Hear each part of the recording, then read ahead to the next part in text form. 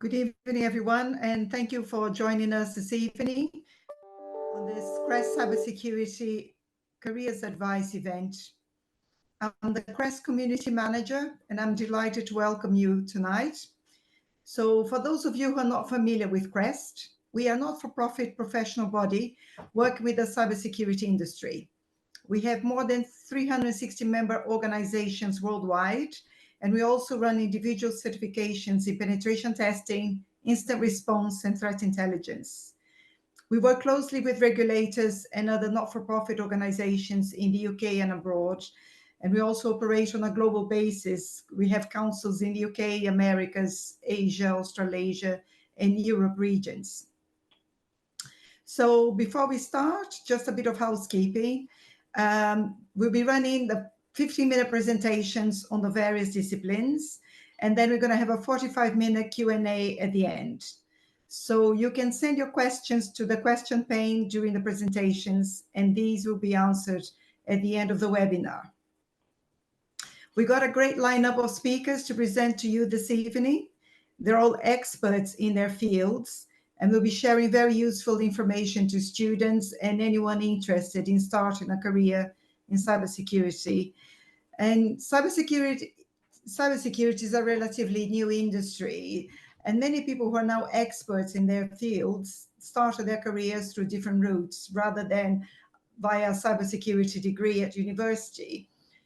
So many have had a career change, others came from the armed forces and the public sector, and others just happened to get in by chance.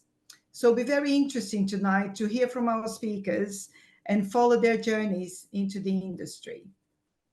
So if you've just joined us, please remember to send in your questions, and these will be answered at the end of the webinar. So without further ado, I'd like to introduce Boglarka Ronto, Cyber Practice Lead at Resillion. She'll be talking about potential career paths in penetration testing. Thank you for joining us tonight, Boglarka. It's over to you now. Thank you very much, Adriana. As Adriana said, I'm the head of cyber practice at Resillion, but within CREST, I also chair the penetration testing discipline subcommittee and the diversity and inclusion group. So on this basis, the main aspects of what I'm going to be sharing tonight are going to be to do with penetration testing. That doesn't mean that all the other cybersecurity areas are not so important, but hopefully everybody is very excited to hear about how simple and rewarding it is to become a pen tester. And I'm not kidding, it is actually quite a straightforward thing to do. Literally anybody can become a pen tester, including people like me.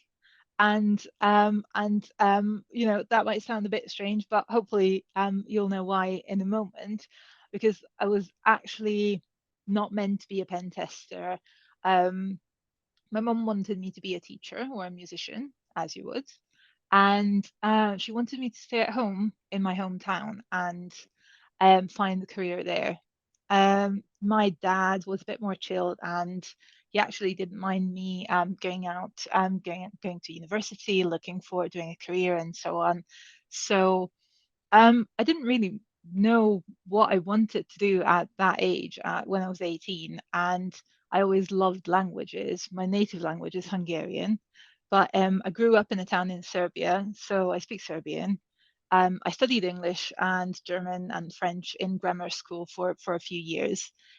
So when it came to me deciding what I wanted to do, I thought, I want to study English language and literature at university. So I applied for a place at a university in Budapest, and I didn't get in. I missed by like 2 marks or 3 marks or something like that. So I kind of thought to myself, what can I do now? So I took to my second option, which was computer science. It's a bit strange of a combination, I know, but as it turned out, kind of doing those studies, studying computer science at the time, and I don't know if it's any different right now, but at the time it was mostly about learning a bunch of abstract math, which I honestly I didn't enjoy that much. So after a couple of semesters, I decided that I needed to do something a bit more exciting. We're still not at cyber, so I just wanted to do something a bit more hands-on. So I started looking for work, and you kind of don't need a lot of imagination to think about, somebody with no university degree, no real actual tangible experience. Nobody wanted to hire me. I didn't have a degree, I didn't have experience. I didn't really have a concept of what I wanted to do. I wasn't really sure. I knew it was going to be something to do with IT, but I didn't really know at university or in grammar school. They didn't really tell us what it's going to be like going out to market to look for a job. It wasn't like we didn't have the data, an explanation on what a data analyst is, etc. So I just knew it was going to be something to do with IT, and I started looking. I must have applied for at least 100 different listings, and nobody was really interested in hiring me. So I then found this kind of niche advert. They were looking for an entry-level IT admin, but there was a catch. They wanted somebody that could do IT, but could also speak German. I was like, I did a bit of German in grammar school, 4 years or so. I didn't really speak fluently, but I knew the basics of the language. And I was like, I've got nothing to lose, really. Maybe this is going to be the thing that turns my career. And I was, as it turns out, incredibly lucky because I ended up getting that job. They hired me. So that's how it all started. I didn't want to get into cybersecurity necessarily. I just wanted to do something. I had a vague trajectory of what I wanted to do. So one thing that I kind of know now, so many years later, is that sometimes you just need to be a little bit lucky at the start of your career. And this may not be what you wanted to hear today, but it is part of the truth. And there are many ways that you can engineer that luck, or at least kind of try and improve your odds. You can, for example, look at companies that run apprenticeship programs. Those are generally the programs that aren't looking for industry experience. They just want people that are talented and, more importantly, interested. So if you're kind of midway through uni and you think that's what you want to do, look for these opportunities, and that give you a little bit of insight into what that job or what that role is actually like, and then you can kind of test the waters and see whether it's actually something that you want to do or not.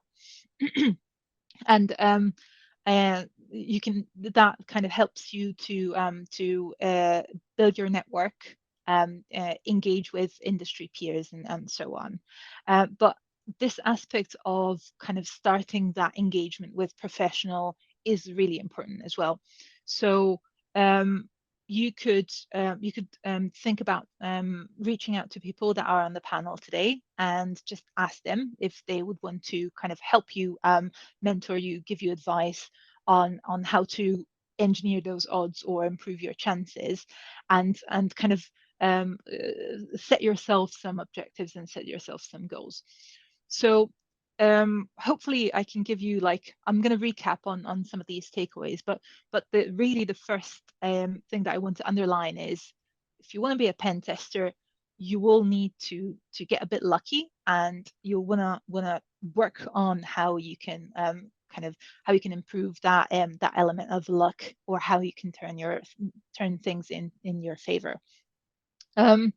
So going back to the career path, after that first job in IT, I ended up just looking for other things that I could do. So I must have been like a few years into that job, and then I came across this cybersecurity course.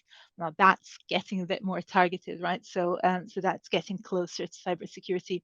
So I enlisted on this course. It was not a university course or anything like that. It was just a side gig, if you like. I did it whilst working a full-time job.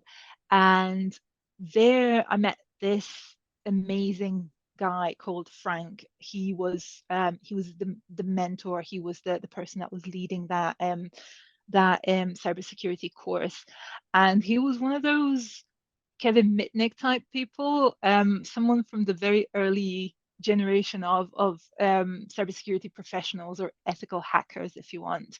And he was the kind of person that was really too paranoid to open a bank account, and he always used cash because he thought that people were going to track him. And there was always there was almost like a little bit of paranoia to his character, but over the course of that period that I was attending this course, and even after that, we stayed in touch, and I've learned so much from him.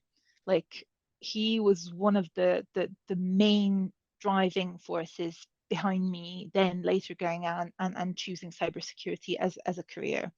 So one of the things that he always emphasized on is developing your interpersonal skills and communication skills.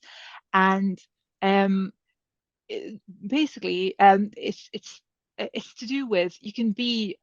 You can. I didn't really mention. You might have noticed I did so far. I didn't really talk about what technical skills you want to have in order to become a pen tester, because really, it's. I'm not saying it's not important. It's just that when you have the passion and the drive, and you're excited about the activities and you're excited about the industry, you can channel a lot of that passion into learning the technical stuff.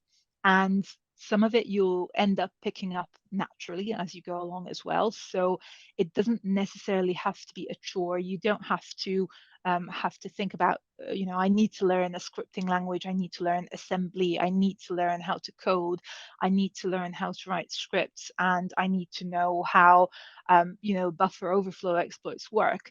It will come naturally. You will need to do a lot of learning. There's quite a steep learning curve within cybersecurity, purely because of the depth of the different skills and specializations and knowledge that you'll accumulate over time. But it's so much more important to have that drive. And this was one of the things that this guy kind of taught me, and all the other people as well.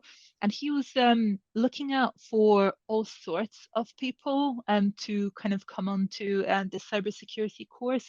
He was interviewing um, artists. He was speaking to bus drivers, and getting some really unique candidates on board. And really, the purpose of what he was doing is to expose these people to cybersecurity and merge their existing knowledge and background and industry experience with cyber, and get them to become somebody very unique, that is not just a cybersecurity guru, but is able to bring another depth or another dimension to their skill.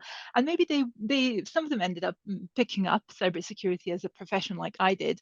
Some of them didn't, and all of that is okay. But those people, some of them I'm still in contact with, really ended up changing their view about many things after that experience.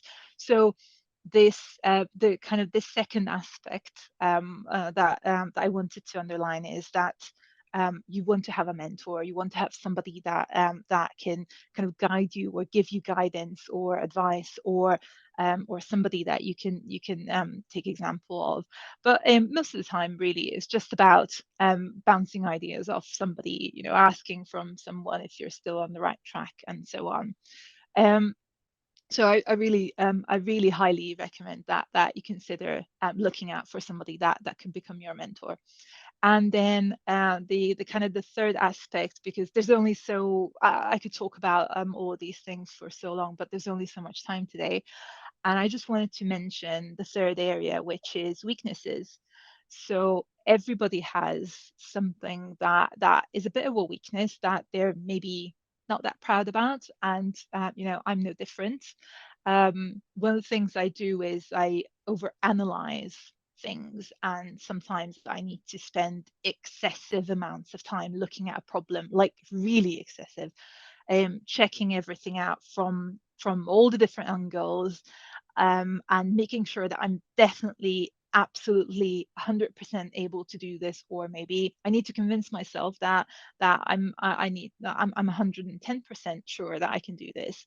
I need to be aware of all the things that can go wrong with that topic, and then take a deep breath and then try and actually and get through that problem, or start tackling it. And then very often when I'm on the other side, having already done whatever that problem was, or whatever that thing was, I'm like, well, actually, that wasn't that bad. Maybe I actually maybe I can actually do this, and it's not as difficult, or it's not as bad as it seemed at first. But then, you know, where the weakness aspect comes in is that I still sometimes need to repeat the same activity another 100 times, or whatever, for me to be able to build up some degree of confidence that I won't actually mess it up if I do it again. So this makes it really tricky for me, for example, to sit exams, and sometimes I'm actively sabotaging myself in those exams because I'm overthinking it, I'm overanalyzing it, I'm telling myself that I'm not good enough to do it. And looking back, very often I feel like I wish I had a little bit more confidence in myself, or kind of not, you know, not did that active sabotaging of my own things and my own activities. It would have been so much better. So the third takeaway is that you want to spend a little bit of time getting to know yourself, and kind of learning about your own weaknesses. It's going to be different for everybody. It's just an example that applies to me. Maybe it applies to you as well. But try and work on it. Try and find ways to make that a little bit easier for you to overcome. So to summarize, because I'm sure that I've come to kind of the end of my little period, the three takeaways I have for you is find your allies and your mentors, and know that you're not alone. You have help, and find the people that can help you and guide you. And the second is to learn about your weaknesses and understand them. And this will help you kind of build your confidence and achieve your goals. And the third one, which was kind of in the middle, so I used the wrong order, but the third one is to kind of not be afraid to punch above your weight, because you can achieve amazing things if you know that you are able to do it. So I'm going to hand back to Adriana, and the next speaker. Thank you very much, Boglarka. That was very interesting. Somebody who started with an interest in languages that led to a career in pen testing, and the importance of networking, finding a mentor, and exploring new opportunities. So that was very useful. Thank you very much. Next, we'll be joined by Matt Lorentzen, who's Principal Consultant at Cyberis. Matt will be talking about intelligence-led penetration testing, what it entails, and what are desirable attributes to pursue a career in this area. So thank you for being with us tonight, Matt. Thank you very much. Hello, everybody. Thanks for coming along.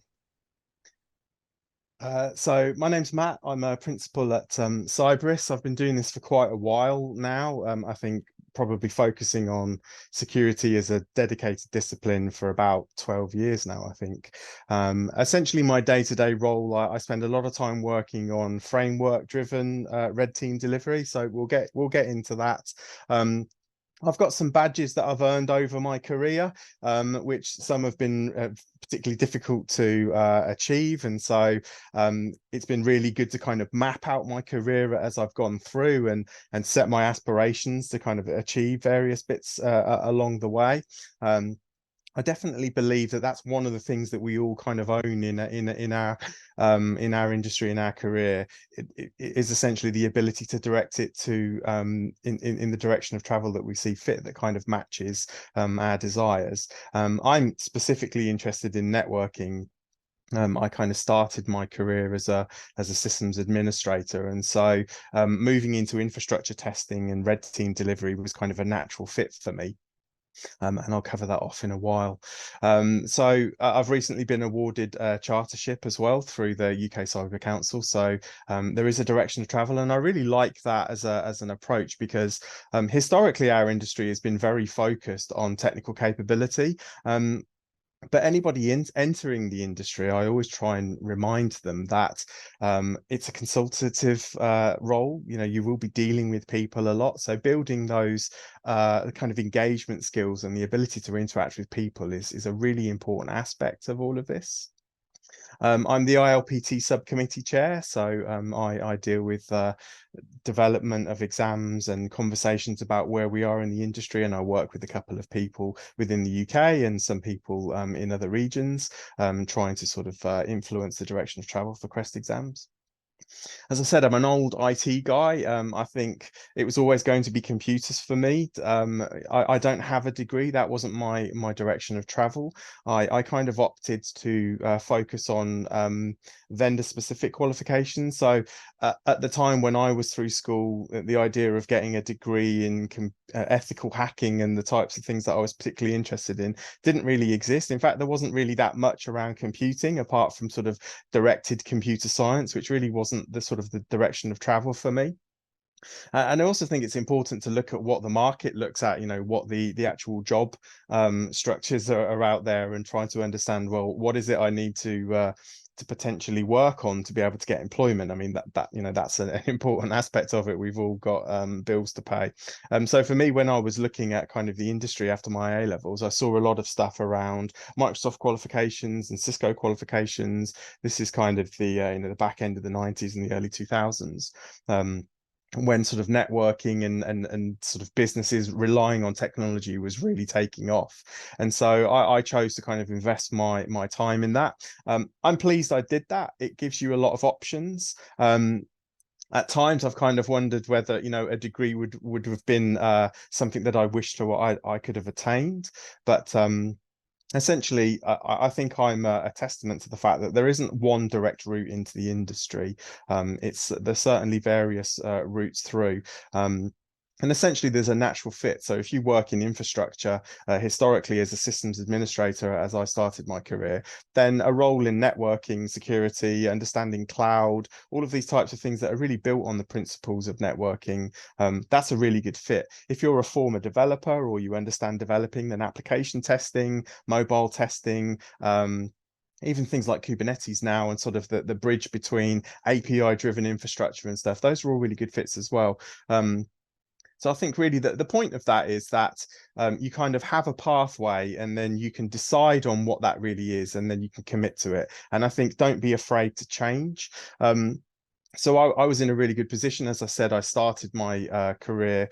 I worked for a school. That's kind of where I started off as a systems administrator, and then I kind of worked my way up to network manager. And it was a bit of a baptism by fire. I think sort of very early on, I was taught how to sort of rewire an RJ45 connection, which is a networking connection, and then I was proceeded to be instructed to rewire the entire estate. So you learn a lot through those types of things, and that was really good. And that role taught me a lot about kind of working with different groups of people. I've certainly carried on some of that capability, you know, working with younger children all the way through to senior leadership. Often it's about how you communicate ideas and how you kind of get collaborative approaches to things. So that was definitely a really good start for me. But then after a while, I could see that I wanted more challenges. I'd taken a Microsoft certified systems engineer course, so I was fairly well versed in deploying quite large network infrastructures, and I felt that I wanted to have more challenges and I kind of exposed myself to different networks and different requirements. So I at the time thought it was a good idea, but it's quite a lot of hard work. I set up my own consultancy company, and I ran that for about 7 years. And I think that really shaped how I approach my role day to day, certainly being self-employed, having to understand the facets of business and customer interaction and making sure that people were happy with delivery. Essentially being consultative, being a consultant. That's certainly where I learned and got a lot of my experience early on in my career. And it was a great thing, and I definitely don't regret it. A lot of hard work. There was no sitting on the beach pressing enter and watching millions of pounds coming in. But certainly from a kind of a technical exposure perspective, it was great for me to kind of formulate that early on. But security was still the thing for me. That was the area that I was most interested in. So ultimately that resulted in looking at potentially a position as a check team member. I'd already passed qualifications, and that resulted in a position at HP. So I kind of went from a small business company mentality to a absolutely massive global structure.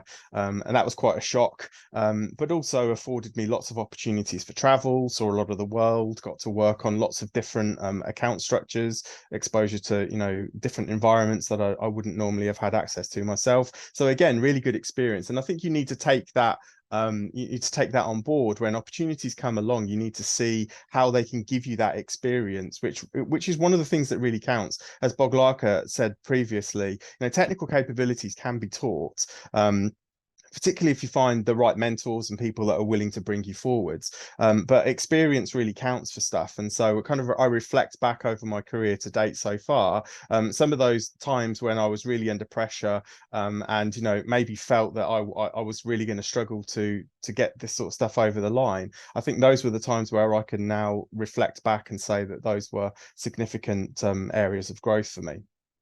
I think the other more challenging thing these days that wasn't necessarily a thing when I was starting out in my career is that there are so many different directions of travel now, and maybe there's an expectation that you need to learn everything to excessive depth, and that's just not possible. You won't be able to become an expert in malware development and infrastructure and cloud and application testing and code review. It's just not possible. So I think the best advice I can give there is to look at where you're most interested, what areas of IT and particularly security interest you most, that capture your attention the most, and invest time in developing those skills and really understanding those. Now, there's nothing wrong with, once you've gone to a level of depth, then reflecting and changing a slight direction, but certainly you know, looking at sort of depth in a specific area is a really good way to do it, rather than to just skim the surface and maybe know quite a lot about things at a broad level.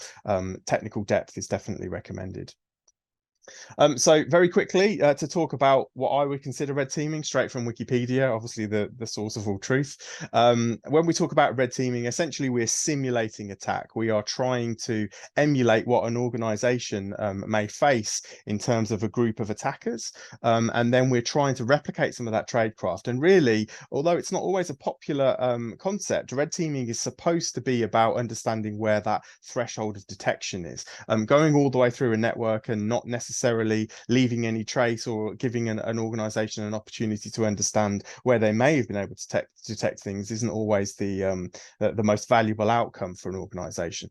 Obviously you don't want to get caught on day one, but understanding that actually part of your role is to exercise some of those controls is an important aspect of red teaming in itself. And also there's conversations about understanding the types of groups that you're supposed to be emulating. I've had sort of quite a lot of conversations with people of late. And I think there's this preconception that you need to be able to write your own 0 days and significant ability within technical depth, etc. But that's not always the case. Not every organization that you are delivering to has to be concerned about nation state attacks. Some of them are, you know, probably more concerned about crime threat actor groups. And if you look at some of the tradecraft that some of these groups actually operate day to day, they're fairly rudimentary and very well known, and these groups are still successful. So it's understanding what that scale of emulation is and really trying to replicate a relevant threat for an organization, improve that, and then rinse and repeat, essentially. So as I said, red teaming really, this is my viewpoint, is supposed to challenge and validate some of the assumptions that we have around an environment and how that's built together. So if we take an example here, and I generally use this to kind of frame my own thinking about various aspects of delivery, but also to communicate back to clients. So let's take a compromised endpoint as an example. The first question is really, is it possible? Can it happen? What would the likely vector be? Well, phishing is prevalent these days, and that's certainly relevant to delivery. A lot of the breaches, if you get interested in this area, you'll soon start looking at, well, what do the breaches actually say in reporting, and how did the attackers actually gain access, and what could they do? You'll find that red teaming crosses over to a lot of the other areas, SOC, for example, and incident response. So you kind of have to understand some of the other facets. But what's the likelihood of that happening? Well, it's certainly possible that phishing is a vector that somebody could use. So then we move on to the next step. So let's assume that a user has received an email and they feel that it's legitimate. What are the controls that actually stop a payload from being downloaded and run on the device itself? And that's essentially what we're trying to do here. We're looking at, well, is there EDR on the host? Can we find that out externally, or can we see that once we've landed? What do we need to do to bypass those controls? Is there any firewalls in place that are going to restrict our outbound traffic? Can these be bypassed? So it's always looking at the controls that are potentially in place and then testing the assumptions that actually they are going to be those preventative measures that the customer believes that they've invested in for. And this is the really good stuff. People really like sort of testing these boundaries, understanding how things work at quite deep levels, and then understanding where there potentially could be bypasses. And so let's assume for a second that that payload was successful, and now we've got a foothold in the environment. We need to understand from our own tradecraft perspective what logging and detection may be in place on that host that could potentially highlight our activities. Are we going to get caught very quickly? Because even though we can run a payload, there's quite a lot of logging internally that would then highlight that something anomalous has happened on an endpoint, and therefore an internal team can quickly stop that. So we need to understand, well, can we bypass that logging? What does that detection mean? Do we even believe that somebody is actually looking at that logging? Because quite often in delivery, it's not really a case of trying to do something without ever getting caught. That's very, very difficult to do, but it's more an appraisal of what the next action that I take. Is that going to be a significant action that may result in highlighting my activities? I could, accept the fact that it's going to leave a log if I kind of feel or I've appraised that people aren't actually looking at those logs in the first place, or it may not solicit a response in the same sort of way. So then the next conversation is around, okay, well, let's assume that there's compromise and there is some logging, but it's not actually brought up to somebody that can see that there's something bad happening. Can we actually deal with the event? Can we isolate that box? What does the incident response look like? Is there a process in place that actually kicks off, not just technical responses, but processes where maybe certain people higher up in the business, managerial positions, etc., need to be informed? And what does that look like? So all the time we're testing these processes, both technical processes and sort of organizational processes, to understand, well, how can an organization actually respond to what would be considered a significant event? And then finally, what is the likelihood of it actually happening again? So we've gone all the way around this loop, but let's say that we've triaged all of these areas. We've worked out that it's possible. We've proven that a payload can be executed on a host. We've proven that there may be some levels of logging, but it doesn't actually solicit a response from the team itself. And we've also proven that even if it is located, it's very difficult for that team to actually isolate the host for various reasons. Maybe it's because of a shared environment and the impact of that would be significant for other users. There's all manner of reasons why that could be particularly difficult. But then the next question is, well, what's the likelihood of this actually happening again? Do we need to look at these processes? And there are a number of examples where an attacker has managed to maintain access into an environment purely by compromising backup structures, etc. So this whole loop kind of goes round, and it works at a very small level, as I've just kind of walked through with a compromised endpoint, all the way up to the entire scenario itself, where maybe a user has managed to go from a low privileged account all the way up to an account that has significant administrative controls over the environment. So the takeaway really from this is the good stuff is working out, well, what are we up against? What's the possibilities that it can be bypassed? And then working with the client after the event, or even during the event in some cases, to be able to ascertain where there were opportunities to elevate the security defenses to prevent that from happening in the future. So specifically to the CREST qualifications that are relevant to that environment, we have the Certified Simulated Attack Manager and we have the Simulated Attack Specialist. And these qualifications are driven mainly by regulatory requirements in the UK, GBEST, GCASE, defined by the Cabinet Office, and therefore testing public sector, essentially, environments. And then we have CBEST, which was the genesis, really, I think, of regulatory frameworks for the Bank of England.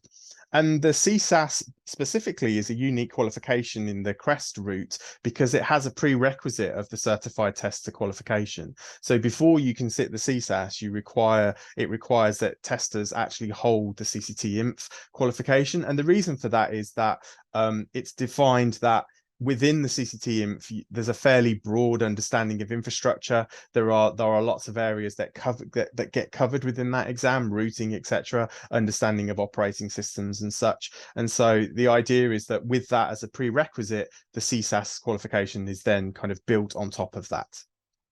And a lot of people kind of say, well, what really does this mean? What does this look like? How can I gain experience in red teaming? So without breaking any NDAs, and to give you kind of an idea from notes for candidates and the syllabus itself, in reality, the current iteration of the Certified Simulated Attack Specialist exam is really designed to test your understanding of common network infrastructures and routing requirements that you would have, in the real world. You would be expected to be able to gain access by bypassing some of those controls that are in place within an environment via an attack vector that you would enumerate, and you would work out to be the best possible method. And maybe there are multiple ways to achieve that opportunity. And then essentially, once you've got that level of compromise, then you use that foothold as a mechanism to be able to move through an environment laterally, look at gaining access to a range of other systems, all pivoting through that particular foothold. And essentially, this emulates what red teamers have to do in the real world on sort of common deliveries. It's a fairly grueling exam. There's lots to do in the time frame, but it's really kind of a benchmark of being able to understand the requirements that people would need to be able to satisfy regulatory frameworks to say that these people can operate and deliver this sort of stuff in the most realistic but safe way, because that's an important aspect of it. We are simulating attack, we are emulating things, but we always need to be mindful that attackers can quite freely break the law, whereas we are bound by scope to some degree, and there are certain things that could potentially happen in the real world that we wouldn't be able to do for various legal or ethical reasons, essentially.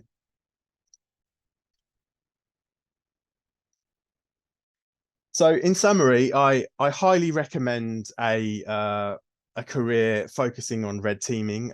It's certainly in the last couple of the years, it's something that I've noticed that people ask a lot about. It's an area of interest. There are quite a lot of resources out there now that people can use to understand the types of facets that are the skill sets that are required within red teaming.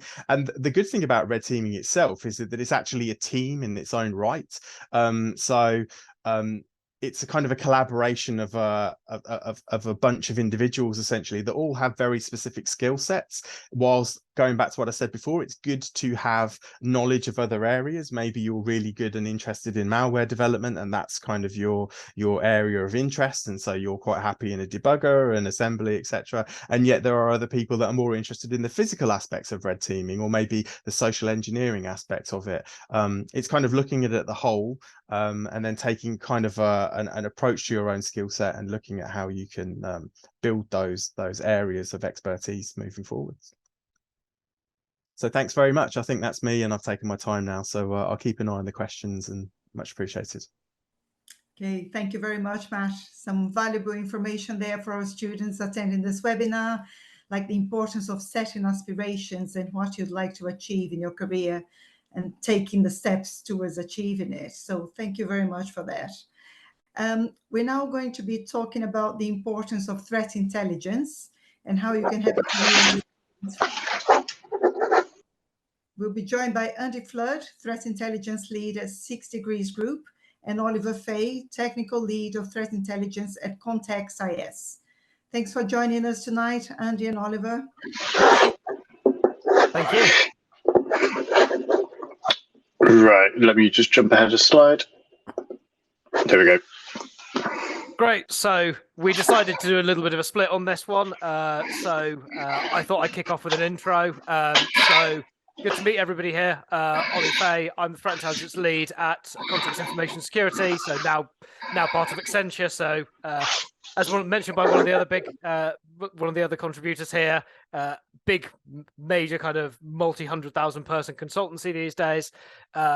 Background, I kind of got into cybersecurity accidentally. I had a much more traditional geopolitics, international relations type background, with very little of the kind of technical knowledge and understanding. My original kind of IT security background was actually in the incident response and incident management space, and I worked very much more in some of the roles and aspects that other people are going to touch on during some of the later sessions today. Transitioning over to CTI has been something where I've been able to bring some of the kind of the historical experience I'd had in the more geopolitical space, the more traditional intelligence space, to the kind of cybersecurity realm, having spent those years in that incident response space, building essentially from scratch some of my technical skills. Role within CREST, so I'm on the CTIPS, the CREST Threat Intelligence Professionals subcommittee. I'm also one of the CREST exam assessors for threat intelligence.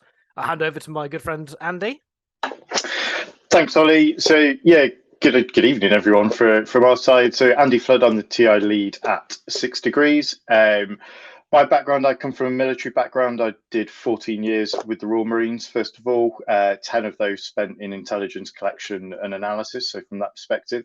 And then I could see warfare was changing from our point of view if we're going back sort of 6, 7, 8 years or so. And I kind of was part of most of the Afghanistan campaigns and a few other bits and pieces. So it was like actually warfare for me was changing. We look at the way the Russians are behaving, everything else, even way before the Ukraine crisis and everything else from that aspect. So I found that fascinating, the use of cyber to project effect and everything else on other participants and everything else. And I thought that was fascinating. I could see that was the future for warfare for me, and it was a damn sight more interesting than general soldiering. However, the Marines weren't particularly interested in cybersecurity from that perspective, so it was time for me to grow up and join the real world and head into the private sector. So my first sort of few years in the industry were mainly spent doing the professional services TI kind of world, so pretty much what Matt covered actually, all the intelligence-led red teaming, all that side of stuff, doing targeting reports for a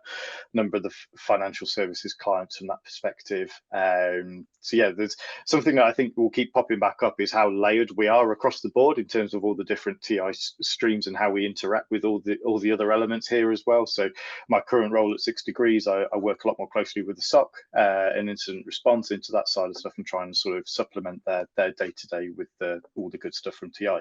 And again, same as Ollie, my role with CREST, I'm part of the CTIPS committee and also an assessor for the threat intelligence stream.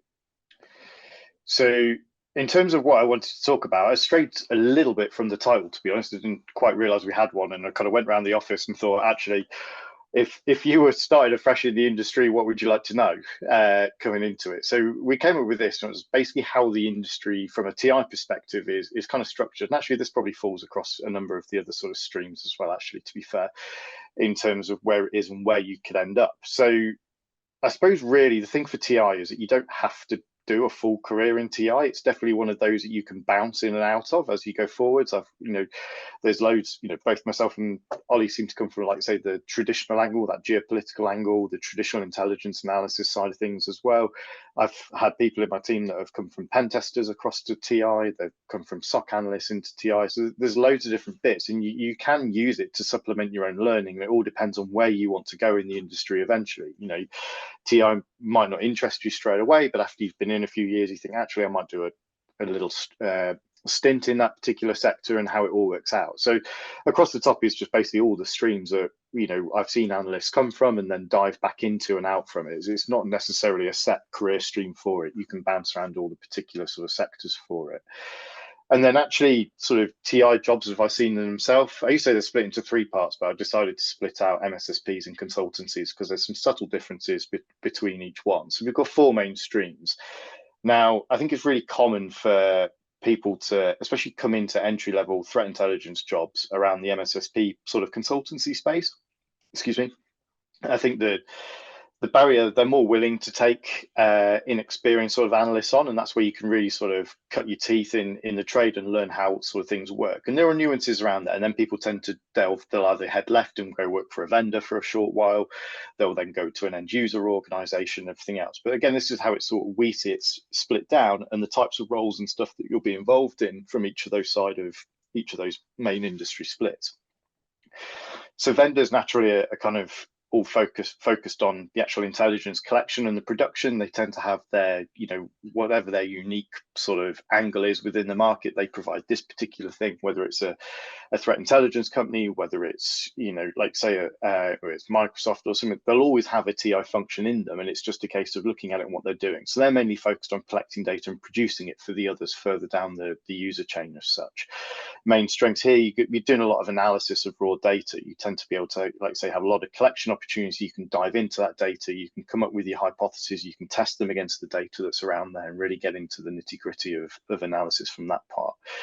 You would take great pride, I would think, in the dissemination of your products as well, in terms of what you drive across the industry. A lot of it's going to be research driven, but that can tend to be limited because you're only focused on 1 or 2 sort of products that you're either supporting or that you're using for your own research as such, because they only like to say that you used a particular platform for your research from that perspective. MSSPs and consultancies, again, the real difference for me between the two is that consultancies end up driving into the professional service work for me. So a bit like, again, what Matt covered, the STAR, CBEST, all that sort of type of stuff tends to live with the consultancies. MSSPs, and again, it's managed service work most of the time from that perspective. So again, you've got that subtle split between, are you doing stuff for a monthly reoccurring revenue, or are you doing it for a one-off engagement as it comes forward mainly from the consultancy side. For MSSPs, you're mainly involved in intelligence analysis. You're getting a lot of the data from the vendors, and you're working out what that means for your clients, what you can do for it. Maybe you need to design new services around to meet the needs of the end users and everyone else sort of further down that chain as such. And actually, I think one of the main selling points of an MSSP is it's a chance to see how a lot of organizations work. You're not just contained to one environment as such, and you can see what's going on there.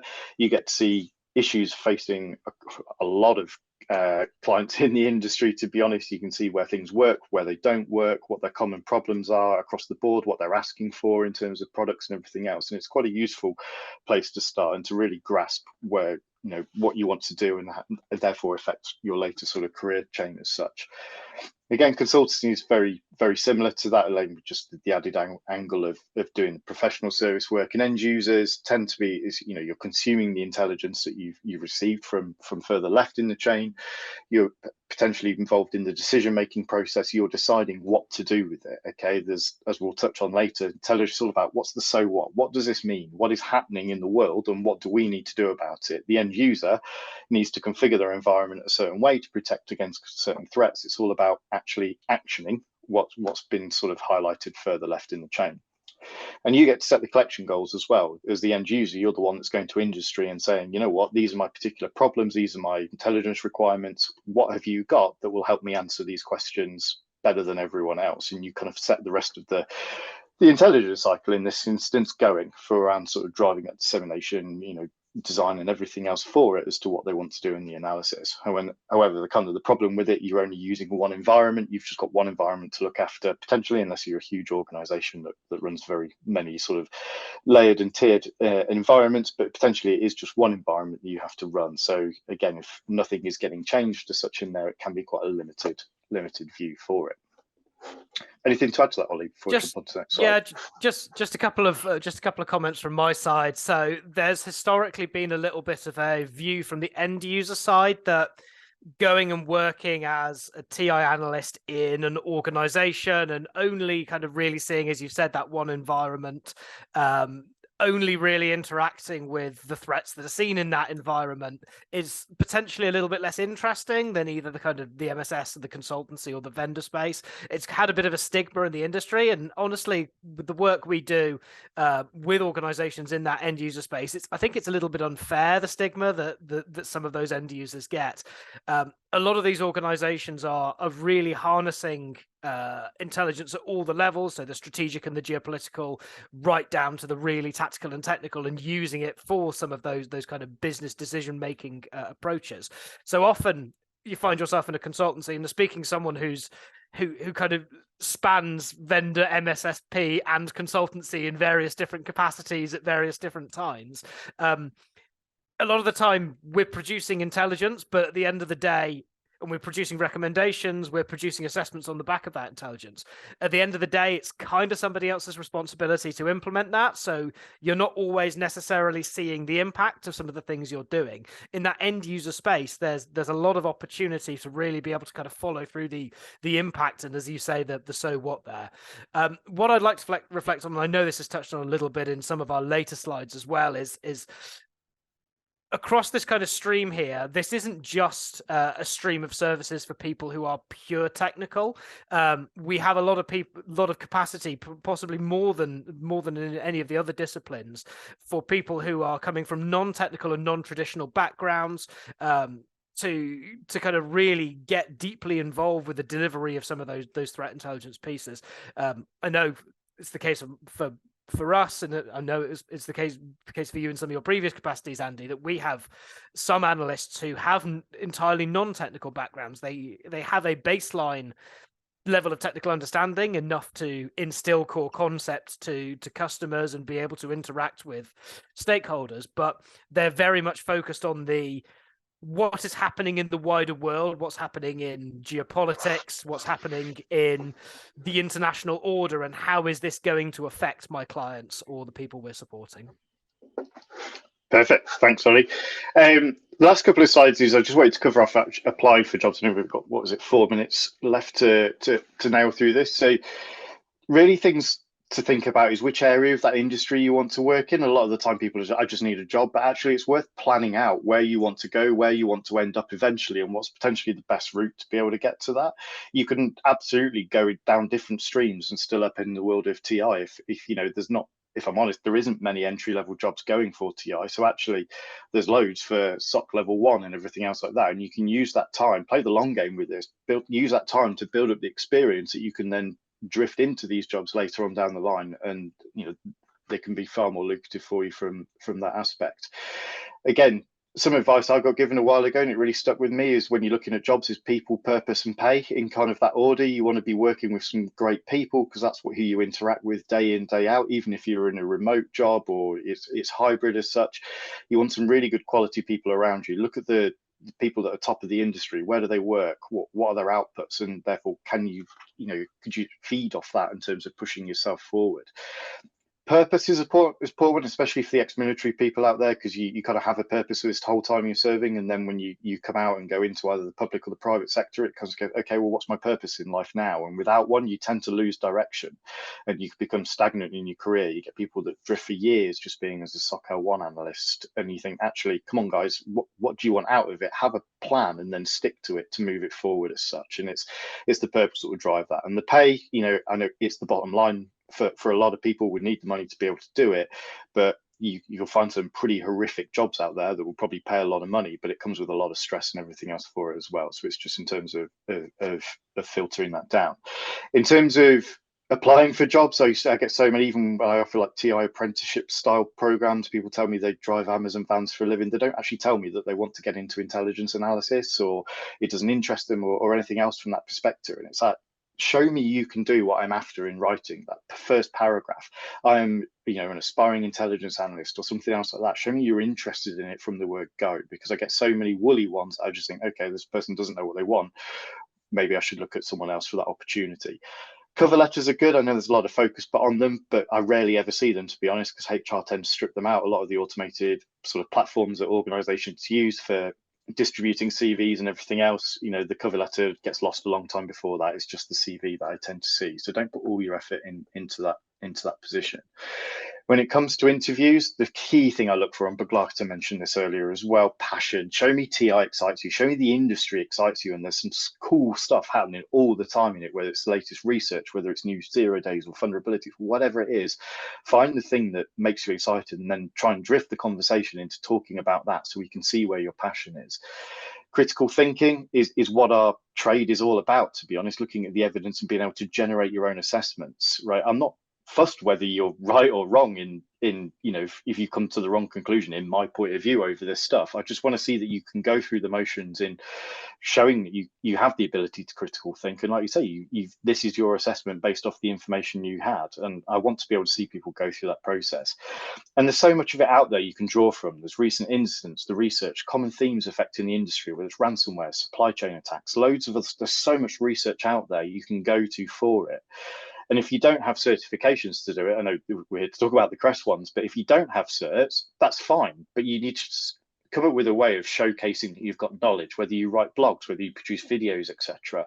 And the thing is, well, I don't have the data to do it from scratch. Well, in my eyes, you don't need to research from fresh. You can expand and improve upon other people's as long as it's credited where appropriate for it. There's some great resources out there. You've got, John Hammond, Kevin Bowman, Brian Krebs, Black Hills Information Security. They have a whole series that folks are talking about the news, where they come into it with their own experience. You can build up your opinions of what's happening out there based off the fact that these other professionals are on about, and you start to form your own opinions from the back of it. And I think the golden rule for it is always think of that so what. That is the question that intelligence analysis looks to produce all the time. This is happening in the news. We're not interested in just reciting the headlines at people. What does it mean for me? What do I need to do at the other end of it? And then try and add value. If you've read an article once, I don't know, some threat actors attack, and you think, you know what, I could present that using the MITRE attack flow diagrams or everything else. I think there's a better way of presenting that information. Have a go, put it on your blog, attribute the original research, but show that you can really add to that and be able to sort of drive things forward. And that would knock the socks off me in terms of interview when I see that, because it's so rare to see candidates that actually are passionate about it and care about it to be able to drive that forward. Technicality is always a question that comes up, and it really does depend on the role as such. And as Matt mentioned, and Boglarka as well, going through it, we can teach the techie stuff as it goes forward, dependent on, like, say, attitudes and everything else that come up. It's the passion is the most important thing from my perspective. I realise I'm about a minute over time. Ollie, anything else from yourself to add into that? I think you're on mute still, pal. Sorry. There we are. No, I knew someone was going to do that. It's like 25 seconds now, given I've wasted 5 of them. Just first one is going to be 3 seconds echoing your golden rule. Yes, the so what is the most important thing. The other point I'd make on the critical thinking, you need to be able to put yourself in a position where you can explain why you've made an assessment, why you've made a judgment. You shouldn't be afraid of being wrong. A lot of people who come to intelligence analysis and related disciplines they take that almost mathematical view to right and wrong, and often there isn't a wrong here. It's a different perspective, it's different views. What's really interesting is how you've come to that conclusion and how and why you've made that assessment and on what basis. That's what really excites us when we read intelligence product that's written by other people. 100%. Right. Adriana, back to yourself, or who we've got on next? I believe it's Aneesh from SOC side of things. Right, let me steal my screen back. Well, thank you very much, both of you, Oliver and Andy, very much appreciated. Here we had 2 examples of career change, like in Oliver's case, who had to build up his technical skills from scratch, and then Andy's case, who transitioned from the Royal Marines to cybersecurity. And also how there's capacity for people who come from a non-technical background to have a career in CTI. So thank you very much. So next topic on the agenda is about careers in SOC. And to talk about it, we are joined by Aneesh Jayakumar, Head of SOC at Cyberproof. Aneesh has more than 15 years experience in network security, information security, and cyber. And tonight he'll focus on the importance of SOCs. So thank you for presenting tonight, Aneesh. It's over to you now. Thank you, Adriana, and good evening, everyone. So my name is Aneesh Jayakumar, and I am the head of SOC for Cyberproof India. I hope you can see my screen as well. Yeah, thank you. I would start with an introduction to myself. So I'm a part of Cyberproof, which is actually a subsidiary of UST, and I have 15 years of experience in which I started my career as a network analyst. I was a network analyst for 3 years.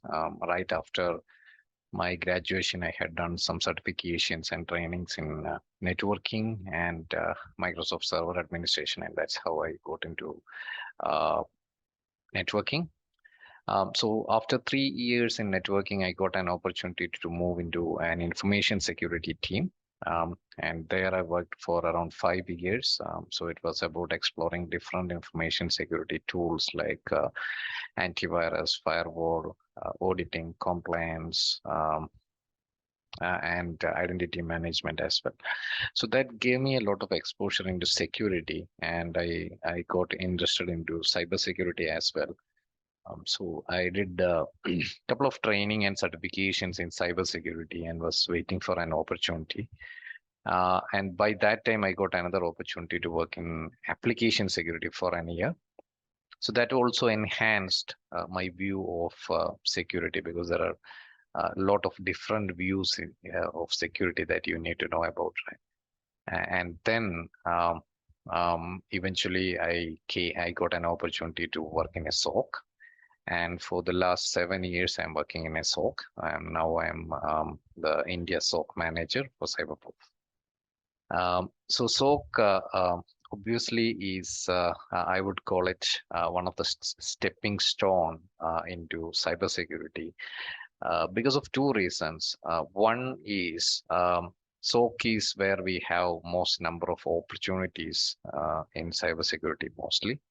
And second one, if you start your career in SOC, you probably could move into different other domains in cybersecurity as well, because SOC gives you a broad perspective of cybersecurity, different perspective of cybersecurity, which can be leveraged to work into other different domains.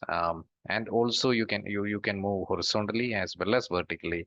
So SOC itself has different higher tiers as well, like L2, L3, and also you can move into platform management, threat intelligence, threat hunting, or penetration testing as well. So let's first try to define what is a SOC.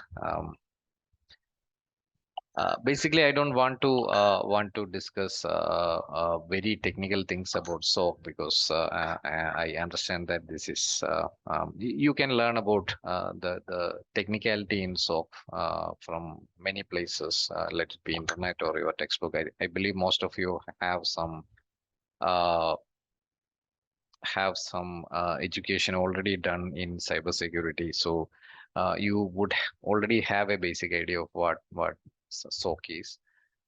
So I would try to give my perspective on a career advice, mostly in SOC, because so I started working in SOC around 7 years ago, and at that time it was very, very difficult to find someone who has experience in SOC, at least in my part of the world. So we had to build a SOC team, and we were able to source only very few people with actual SOC experience. And the rest, actually, we took people who is having network experience, network security experience, etc., and trained them to have that experience. But they were very, very passionate, and even if we had many difficulties, all of them are now experts in SOC. None of them failed in their career, even if they did not had a cybersecurity background in their education or trainings or previous experience as well. But nowadays, if I look for a SOC analyst, or if I look for a fresher to work in cybersecurity, I will get hundreds of resumes. And we have different programs as well. Like we have a program where we actually take in freshers who is having some cybersecurity background and train them, and then put them into production as well. But the problem I have seen is, compared to our first batch, there are so many people who has their bachelor's or master's done in cybersecurity, but not all of them are having that passion, or many of them are actually struggling in their career. I'm not saying all of them or most of them, but few of them are struggling in their careers as well. That could be because the nowadays cybersecurity courses and cybersecurity training are available too much. So many people go into that, but not all of them have an idea of what is cybersecurity and how it is going to be to work in cybersecurity, as well as not all of them have that aptitude that is really required for working in each domains in cybersecurity as well. So it will be very good if you have an understanding of what are the different domains in cybersecurity and how will be it work in these domains. That may help you as well, right? Um, so I'll tell you what is my perspective on cybersecurity. So let us start with the SOC. So SOC is a security operations center, which is actually a unit of an organization which actually protects the organization by monitoring, detecting, analyzing, and responding to security alerts of an organization 24/7. Okay. The SOC will have again internally different units, but as a whole, the SOC monitors the entire infrastructure and assets of an organization. They handle the security incidents. They drive it to remediations as well. Yeah. And this is a dedicated team with tool, people, and process that can protect this infrastructure of an organization. And typically, all SOC works 24/7 because attackers are not going to sleep when you're sleeping. So all SOCs needs to be 24/7. So it can be either like you have a 24/7 team who works in three or four different shifts, or you can have a follow the sun model where, for example, you have a team in US, and by the time it is evening in US, the Singapore team wakes up and it will be morning for them, so they can work for 9 hours, and by that time maybe a team in India can take over. It will be something like their afternoon, so they can work for the next 9 hours. So that's called the follow the sun strategy. There can be internal SOC as well as outsourced SOC as well. So internal SOC means an organization is having their own employees who run the SOC. And outsourced SOC means another organization, a MSSP vendor, is providing a team, tools, and process to run the SOC for a particular client. So moving on, what are the functions of SOC? So as we discussed, monitoring is the primary function of SOC. So they monitor 24/7 on the different assets of an organization, let it be network systems or applications, for any kind of security alert. And if there is a security alert, they have a incident detection and analysis process. So as soon as they detect an alert, they start handling it. They will have a process to handle the alert. So they start the process of analysis first. And if it is a major incident or a true positive incident, they have an incident response process as well, which our next presenter will explain in detail. But that is a set of process that needs to be followed when we have a actual incident or a major incident. Okay.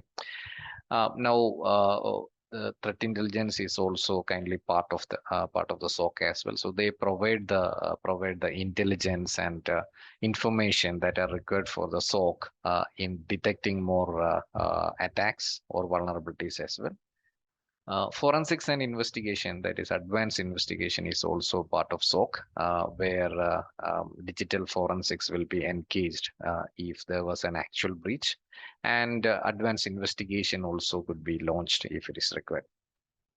The SOC also focuses on continuous improvement because, as you know, the attackers and attack types are evolving day by day, and so has to be the SOC as well. So the SOC has to improve their security measures every day. They have to update their policies and procedures. They have to bring in new use cases. They have to tune the existing use cases. They may have to introduce new technologies. They may have to have additional playbooks if they have a new alert, etc., etc. So continuous improvement is also a key function of SOC. Now we'll discuss about the basic technologies that are used in SOC. Okay, and the first one, or what we call the heart of the SOC, is a SIM tool, as we call it. It is Security Information and Event Management System. Okay, so we discussed that the SOC will be actually monitoring the entire infrastructure and assets of an organization, but it is virtually impossible to monitor each of these assets separately. As you know, firewall is a very critical asset for in terms of security. So we may have to look at the firewall on the traffic that is coming in and going out, and whether there are any kind of attacks or not happening through the firewall. There will be a web application firewall which is actually placed in front of our web applications which are facing the internet. There will be different kinds of attacks happening on the web application as well. There could be users, there could be Active Directory. There are so many things in the infrastructure that needs to be monitored by the SOC, and it is virtually impossible to monitor each of them separately. So that is why we have this tool called SIM tool, where we actually all the logs from all these important security devices are actually pushed to the SIM tool. Okay, so we have all the logs from all important log sources centralized in the SIM tool. And in the SIM tool, we create we have a processing as well, because there are different kinds of logs come in. So these logs needs to be processed so that they can be handled together. And the second thing we do is we create use cases. So we know there are different types of attacks, right? So based on each attack types, we create use cases in the SIM tool. For example, brute force is a type of attack where an attacker tries random passwords on a user. Okay, so the use case for this brute force attack will be failed logins for a single user, maybe 5 failed logins for a single user in 2 minutes or 1 minute or something like that. So we create a rule like that. That rule runs over all these logs. Let it be firewall logs, let it be AD logs, or if there is any identity management tool or something like that. It can run over all these log sources, and it will alert you if it finds any of these conditions. So that is an alert which comes into the SOC. The second thing we use the SIM tool is investigation. So once we have an alert, every alert is not going to be an actual alert. There could be a lot of false positives, we call it. So it could be something match the condition, but it should not be always an attack. A legit behavior also could be detected as an attack, because we only mentioned some logic and threshold, right? So the second thing the SOC has to do is confirm whether that alert is an actual alert or not. And for that, they will have to verify the logs. So again, if the SIM tool was not there, they'll have to go to each of these logs. Also, they will have to go to firewall, they will have to go to the AD logs, they will have to go to different systems and verify whether it actually happened. But since the SIM actually integrates all the log sources into the same place, they have those logs ready with them itself. The SOC itself have the logs, all the logs in the SIM tool, so they can analyze it from the SIM logs itself, whether it was actually a true positive or not. So this log analysis is a very important part of your SOC responsibility. And mind that you will have logs from the whole different kinds of systems that are available in an organization as well. So some examples for the SIM tool is Sentinel, QRadar, Splunk, HP, ArcSight, etc. The second tool which is important for the SOC is a SOAR tool. The expansion is a Security Orchestration, Automation, and Response tool. So this is a tool which can help a SOC analyst in their day-to-day activities, because this SOAR tool can do a lot of orchestration. So orchestration means a lot of enhancements or enrichments to the data that you are having. So suppose you have an alert that there is a brute force attack from a particular IP. So the SOAR can automatically enrich the details of an IP. So SOAR can fetch the location of the IP. SOAR can also check if the IP already has a reputation of previous attacks and all those things. It can present that directly to the directly in the same ticket itself.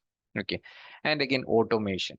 So automation is usually on playbooks, and let me explain what's a playbook. So playbook is a set of process or step-by-step method that you have to that you use in analyzing an alert. Okay, and a SOAR tool can automate many of them. So that means you have a couple of steps to check this thing, get this thing, and get the result into somewhere. It can already automate that particular playbook and get you the result. So it makes the life of a SOC analyst simpler.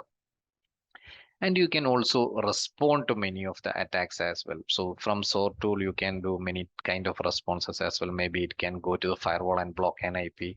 Maybe it can go to the EDR tool and isolate a system which has a ransomware alert or something like that as well. Okay, and some famous SOARs are XOR, which is actually part of Palo Alto now. IBM Resillion is there, and Splunk has something called a Splunk Phantom. The next tool is actually EDR, or Endpoint Detection and Response. So this tool was not considered to be part of a SOC, but nowadays it has a lot of importance. Because actually this is a security tool, which is something you can call a little bit advanced version of an antivirus, which we install on servers, laptops, and desktops for protection, for different kinds of protection. So when an antivirus does a protection based on signatures, which is basically some learned stuff for IOCs about some known attacks, EDR actually protects a system by detecting behavior of an attack or a malware. Okay, so basically it does not believe in a file type or an IP address or anything like that. If there is a behavior inside the system which looks malicious, an EDR can respond to that. Okay, and now when you look at any commercial version of EDR, it has the AV component also with it.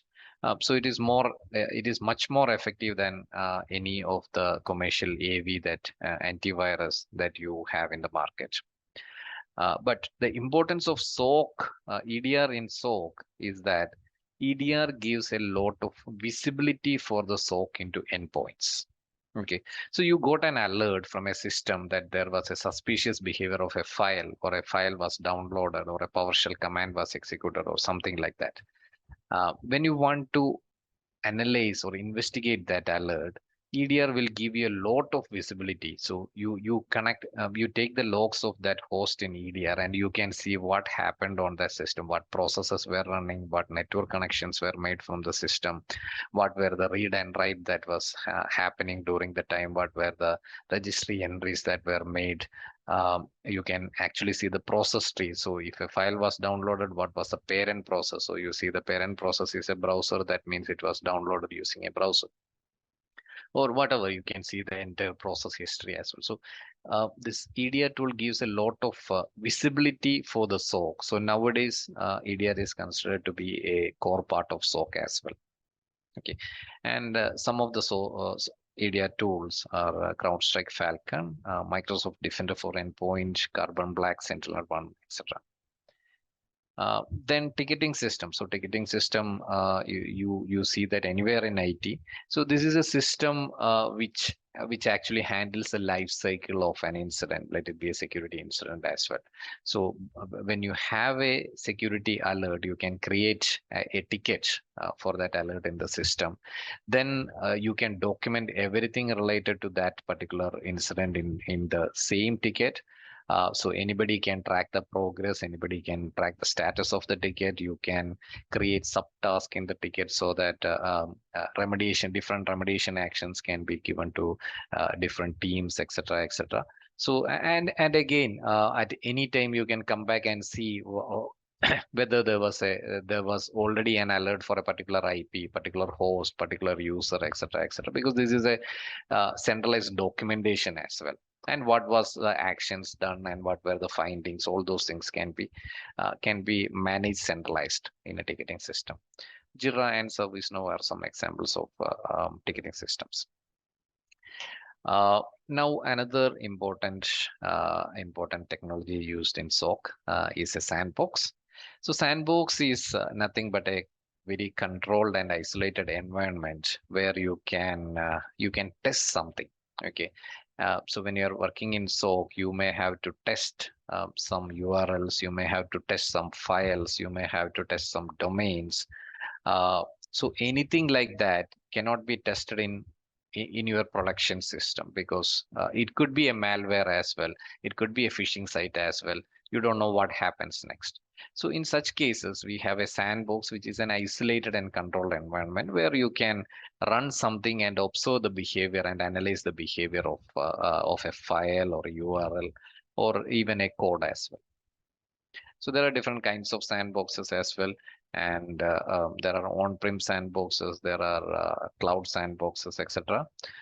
So some of them are Cuckoo Sandbox, VMray is a sandbox, Joe Sandbox, and AnyRun Sandbox. They are actually online sandboxes. You can access anywhere from the internet as well.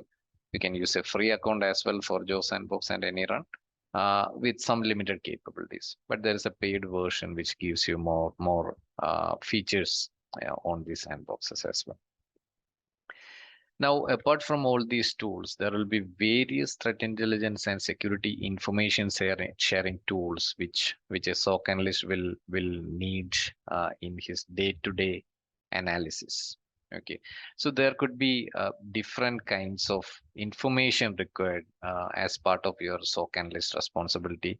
You may have to test an IP, you may have to test a URL, you may have to get some information about a file.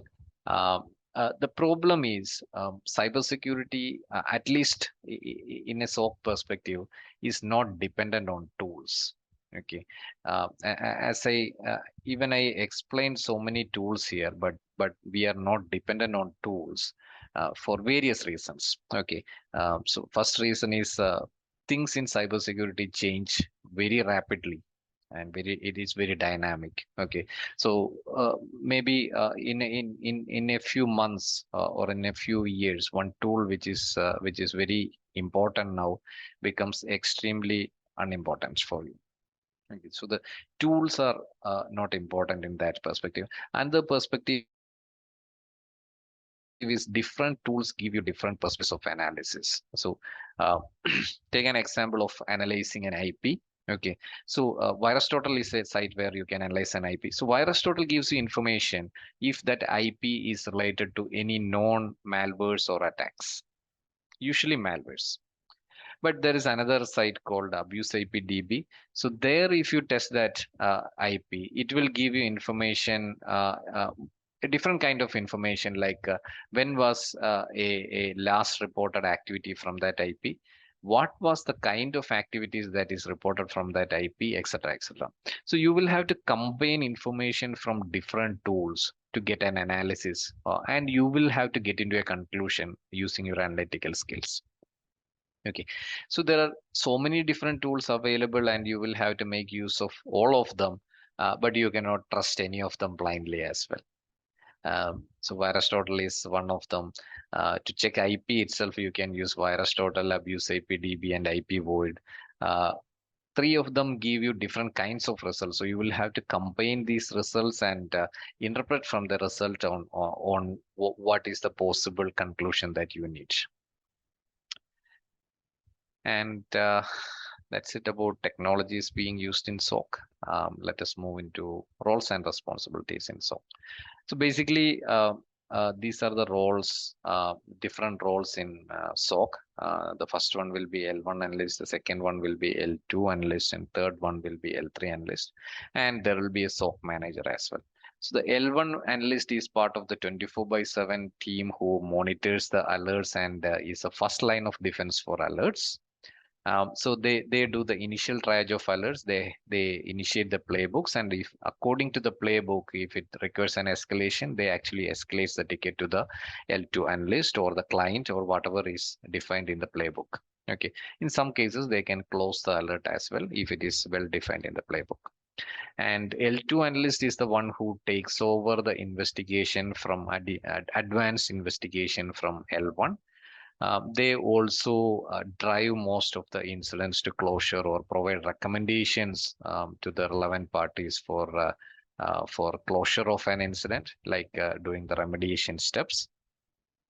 And they are also in charge of tuning the use cases, like if they see that some rules are triggering a lot and a lot of them are false positives, they can give recommendations on how that rule can be tuned to better for a better performance. They can also recommend new rules if they see that there is some known gaps as well.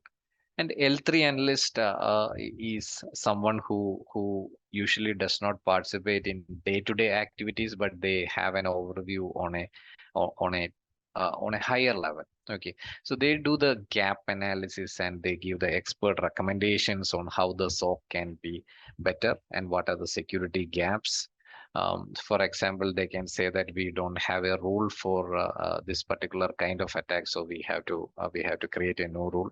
Or they can see that we don't. They can say that we don't have visibility to this kind of activity, so we may have to onboard one particular log source as well into the SOC, so we will get better visibility and we can defend on some particular attack types. They can also recommend some kind of security tools or configurations in security tools as well. So they can recommend to have an MFA set because there are a lot of user compromises or something like that. And they are the one who has to lead a critical incident response. So when there is a major incident like a ransomware or outbreak of something or a big attack is happening, they actually lead the incident response. And there will be a SOC manager as well who overlooks the entire working of the SOC.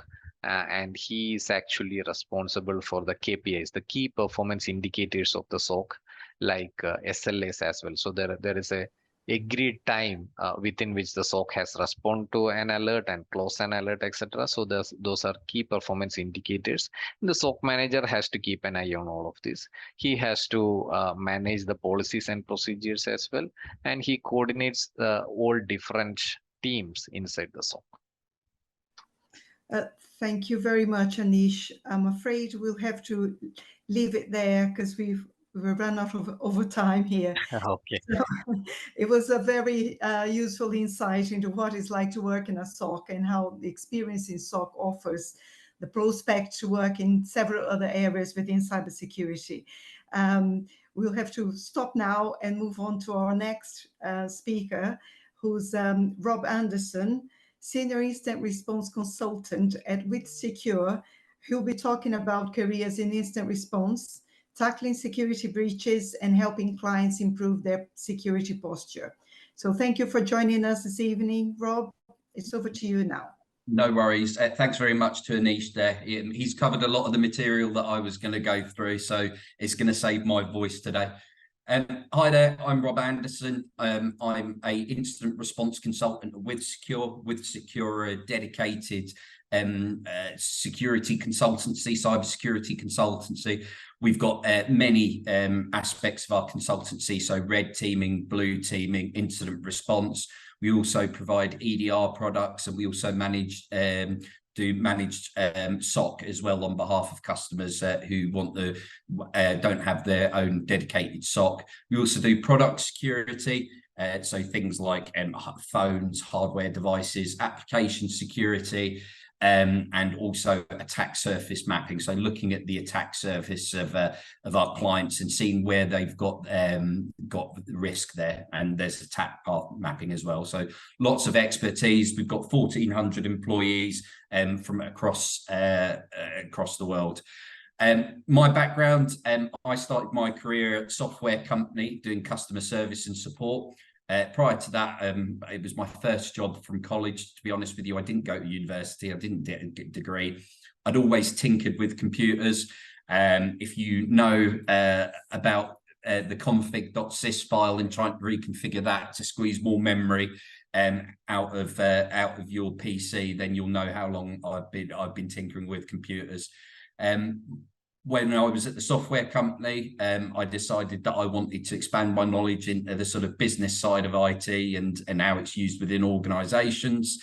So I noticed a book called Windows 95 Essentials on the shelf, and a book called Networking Essentials, and I started my sort of learning journey into IT infrastructure.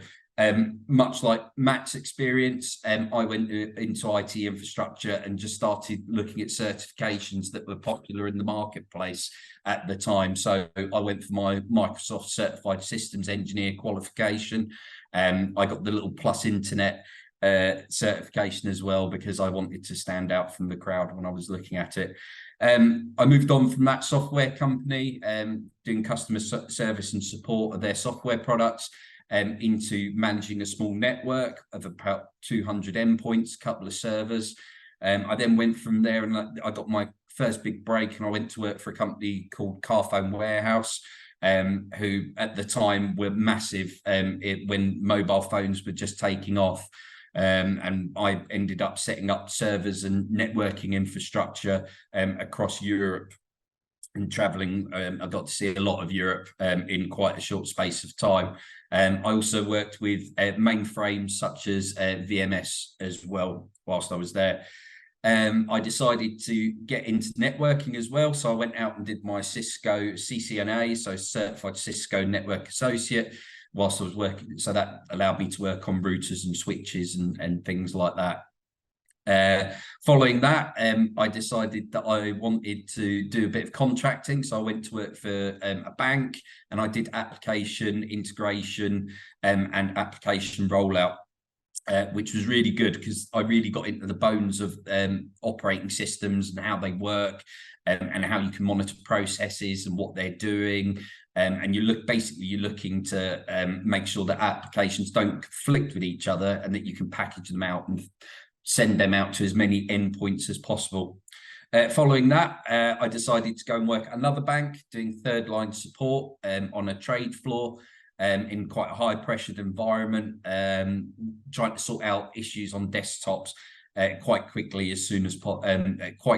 and timely, to make sure that the business was having maximum uptime. The traders obviously need their systems to work, and they need people who can fix them in the shortest time possible. And then after that, I went to work at a wealth management company doing general infrastructure and networking support. So supporting their networks across Europe, and also rolling out their infrastructure and their disaster recovery things and stuff like that. Whilst I was at that company, I decided that I wasn't the person who I wanted to be personally with my personal skills. So I started looking to volunteer, opportunities to volunteer, and I found the opportunity to go and volunteer and be a volunteer police officer. So I wandered the streets of Paddington Green for 4 years as a police officer, getting into as much trouble as I can whilst having a day job as a infrastructure engineer. I decided that I liked policing so much that I'd make the jump, and I would move from IT into policing full time. And I went to work for City of London Police, where I specialised in counter-terrorism, fraud, public order policing as a PC. I then got promoted to sergeant, leading frontline teams. There, I did my firearms armed response vehicle course there. My chemical, biological, radiological, and explosive training there, and also I did some additional fraud training as well. I decided that I didn't want to commute from where I lived anymore, for 3 hours a day at 4 o'clock in the morning. So I decided that I wanted to move closer to home, so I transferred to a different police force. And there I did frontline duties as well on the streets. Following that, I decided I needed to change from the front line. So I decided to go to critical incident management, so work in the control room. as a deputy force duty officer, and in that role you're looking at incidents that are coming in, you're risk assessing them, and then understanding what's the appropriate response, policing response to that. I also carried on with my public order policing whilst in that in that police force. I went out to Northern Ireland for the riots out there, the London riots, various sporting events, high-profile events such as NATO being hosted, and presidential visits and other things like that. I then got promoted again to inspector, went back out in the streets and managed a team of sergeants and PCs at the front line, and then came back into the control room to carry on with critical incident management. But in that sphere, I was the duty officer. So that's known as somebody who carries the responsibility, the strategic and tactical responsibility for policing that's happening at that particular time.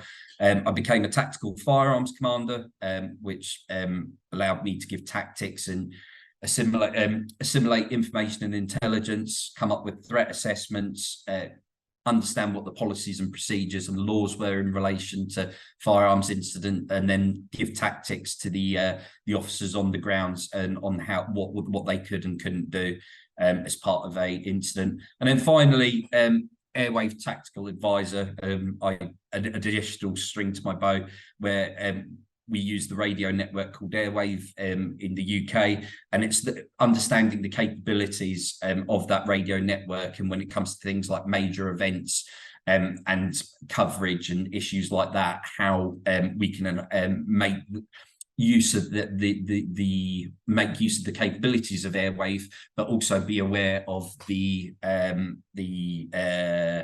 limitations of Airwave and where it can be overloaded and things like that. So I did that. I decided after 16 years of policing, I found myself in a bit of a career cul-de-sac, and I was at a point where I kind of had to either carry on with my career because of pension and things like that, or I had to leave. There wasn't much opportunity for me to move laterally because I didn't have significant investigative experience. All mine was related to critical incident management. So I thought, right, I need to have a change here. Also, I wanted to work 9 to 5 and sensible hours and be able to see my family at the weekends. So in 2020, I decided that I would look at leaving the police and go into cybersecurity, and I landed in incident response. Some of my qualifications, I started with when I wanted to go into cybersecurity. I spoke to one of my colleagues in IT, but actually I should probably go back. When I wanted to leave the police, I wanted to go back into technology, and I spoke to a colleague who was a chief technology officer at a quite well-known firm. And I said, right, okay, this is my skill set. These are the skills that I've got, my people skills. I still maintain some technical skills. I did some technical work in the police, but I still had that background in infrastructure. I still knew the fundamentals of things like TCP/IP networking, how the internet works, Windows operating systems, Active Directory, things like that. So I still had that fundamental knowledge locked inside my brain, but I just needed to understand, right, okay, what's going to be a good job for me. So I decided to go in. He recommended I went into cybersecurity. So I decided, right, okay, I'm going to need to get an idea of what's actually in cybersecurity. So I got myself into LinkedIn and got onto all the groups and all the feeds that I could in terms of cybersecurity and a lot of the information that's coming out of the industry, because cybersecurity, we like to share what we're doing and why we're doing it. We're not very parochial. We like to share where the threats are, where the risk is and things like that. So I decided, right, I need to look at a skills gap. What is going to get me into cybersecurity? So I started with the security plus qualification for no other reason than, you know, I know obviously we're looking at CREST products here, but for no other reason that I could study in my own time with it. The exam was relatively cheap and there was lots of resources for that particular qualification, but also the syllabus was quite, I would say it was half a mile wide, but an inch thick. So that got me started. And then I carried on down that CompTIA route. So I then went into, did my Pen Test Plus to understand what pen testing is. And again, that's again a couple of inches deep on that subject. I did my CySA Plus as well, which is more about analytics and looking at detections and things like that. I also realized that from when I left IT, which was in 2005, and me coming into cybersecurity, there was a big change, and that was the cloud. So I went out and did my AWS certified cloud practitioner, and I did my Azure fundamentals, just to get an understanding of what cloud is about, what the technology is about, how it works, and things like that. I then decided that I wanted to have a capstone qualification. So as soon as I was able to, I went and did the course for CIS and managed to get that accreditation as well. I'm a full member of the cybersecurity, the Chartered Institute of Information Security. So I'm a full member of that. I'm also a member of the GIAC advisory board because I've passed the industrial control and defence examination over a certain threshold. And I did the CC qualification because I was interested in it and wanted to know what it's about. So that's kind of my qualifications and how I got into cybersecurity. So incident response is geared towards trying to detect, trying to understand, what's the word? Trying to prevent attackers from carrying out malicious activity if we can. If they've already carried out malicious activity or they've got to a set objective, then finding out about how they got there is our primary response within our primary objective within incident response. So on the screen here, you can see the MITRE cyber attack kill chain. So this is a series of steps that attackers need to go through in order to reach an objective. So the objective may be ransomware. So we're going to take some data out of a network and then we're going to ransom it. It might be that they just want to steal data because they're a nation state and they're interested in stealing intellectual property or defense secrets or stuff like that. It may be that actually they're there to disrupt. So what we're trying to do as incident responders, as soon as we realize that there is an incident happening or there's a detection, we come in with our specialist analytical skills, and then we try and stop them moving up that chain of events. Because the quicker that we can stop it, one, it saves money, but also two, it stops them actioning on the objective, which a lot of the times can be very, very destructive. So on this, we can see that you can be against various teams in the cyber attack kill chain. So it might be broken down in that you have a team that's responsible for getting into a network. So that might be through a phishing email or exploiting internet facing access or a device or something like that. They then hand that over to another team who's, once they got foothold in the network, okay, how we're going to stay there and we're going to be able to communicate and do things that we want to do in the network. Attack positioning team, so that may be that you need enhanced credentials, you need administrator credentials, you need to start staging data that you want to take out the network. And then finally, there may be a team that comes in, they've already pre-planned what they're going to do, and then they do it. So they exfiltrate the data, they destroy the data, or they simply cause disruption. So, for example, on an industrial control network, it may be that they turn off power plants, which is what happened in Ukraine, or they try and interrupt industrial processes. So we're there to try and prevent that. If we can't prevent it and it's already happened, what we're trying to do then is we're trying to work our way all the way back to understand what happened and when it happened. And hopefully, by doing that, we can get the customers, our end user clients, into a safer state than they started with at the beginning of the incident. So incident response, we're more interested in the what's happened, where it's happened, and how it's happened, and when it's happened. The who and the why isn't so interesting in the beginning stages. So what we're trying to do is we're trying to understand, okay, how did the threat actors get in? How did they move across the network? How did they manage to get domain domain administrator, or how did they get the administrator passwords? Where have they been? How have they done it? Okay, and then finally when, because hopefully we can understand the sort of threat actor that we're talking about. Hopefully, if we answer the what, the where, the how, and the when, that might be gives a clue to the who. And this is where we talk. We have to work with other teams within incident response, or bring them into an incident response team in order to understand the why. And the why can be really important, because if we understand the why, so what objective it is, we can then make recommendations as incident responders in order to help them protect their network if they're in the midst of an attack. So incident response has a cycle, much like the other disciplines. It starts with planning and preparation. So a lot of what we do is saying, right, okay, what controls have you got? Where are your logs? Who are your people that you need to have together? So we were talking about SOC analysts. Who are they? What's their availability? If we've got an incident where there's exfiltration of data, we need to be involving legal people.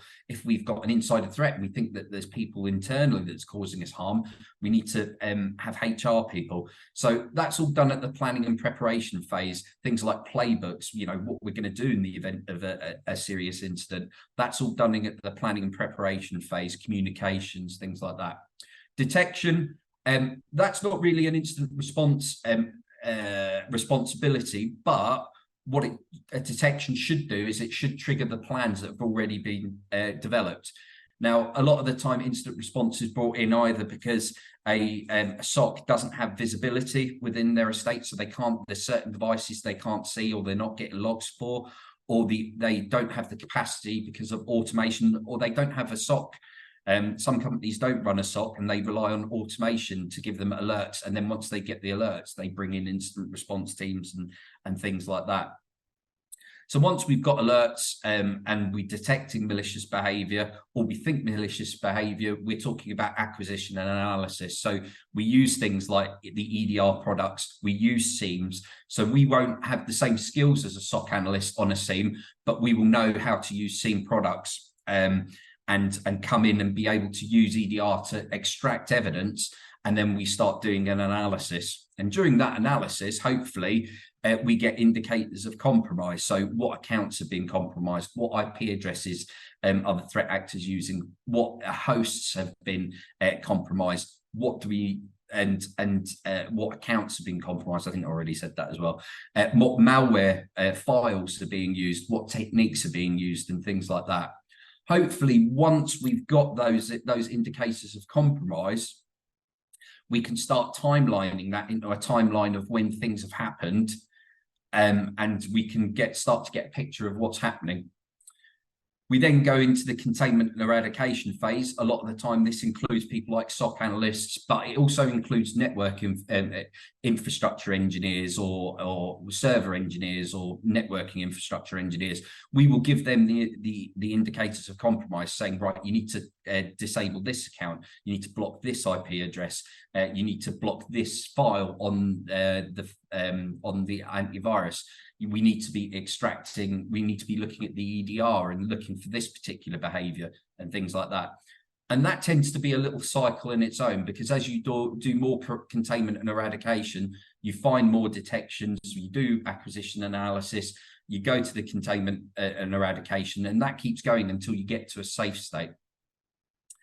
Next is the recovery phase. So if data has been deleted, or if it's been damaged, or you're having to rebuild systems, that's when that's done. So what we tend to do is we will hopefully, once we know the what and the why, the what and how the attacks have happened, during the recovery phase, we will give recommendations for rebuilding systems, for restoring data, for plugging the holes, or patching the systems that have caused the incident in the first place.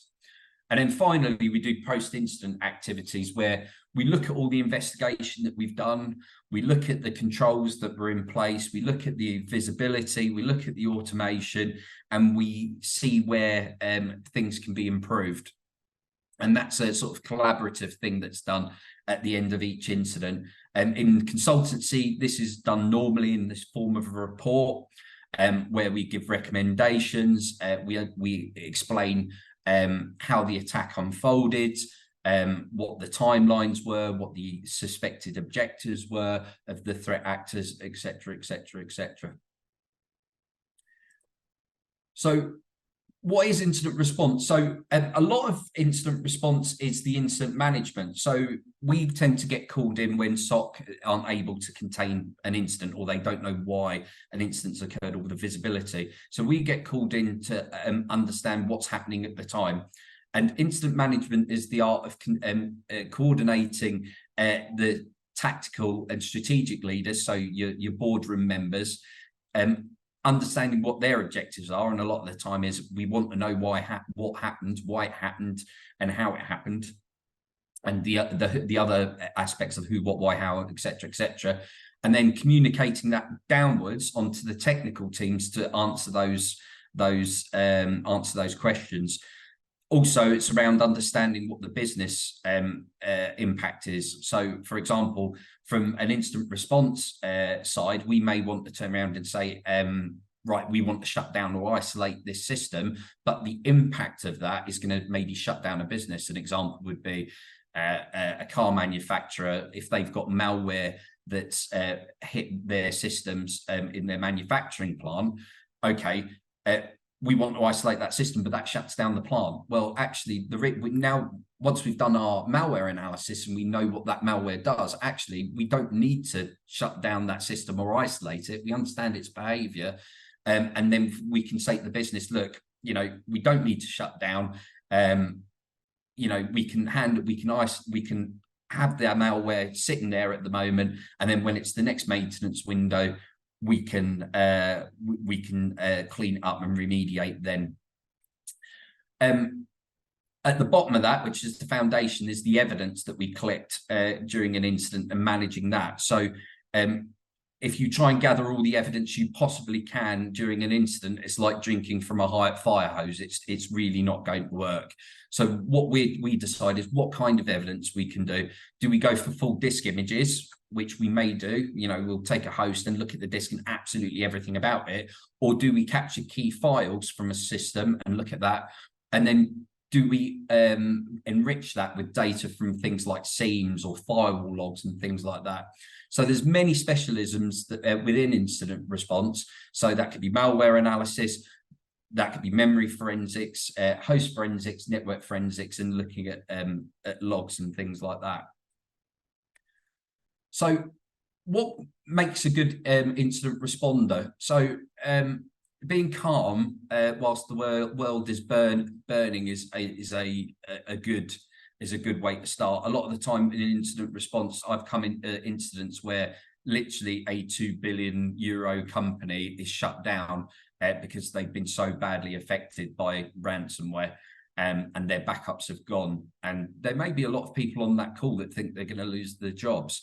So you've got to keep calm, and you've got to be that voice of reason, and keep people on track and keep people focused on the task at hand. A methodical mindset. So I'm a particular fan of decision-making models and joint decision-making models and things like that.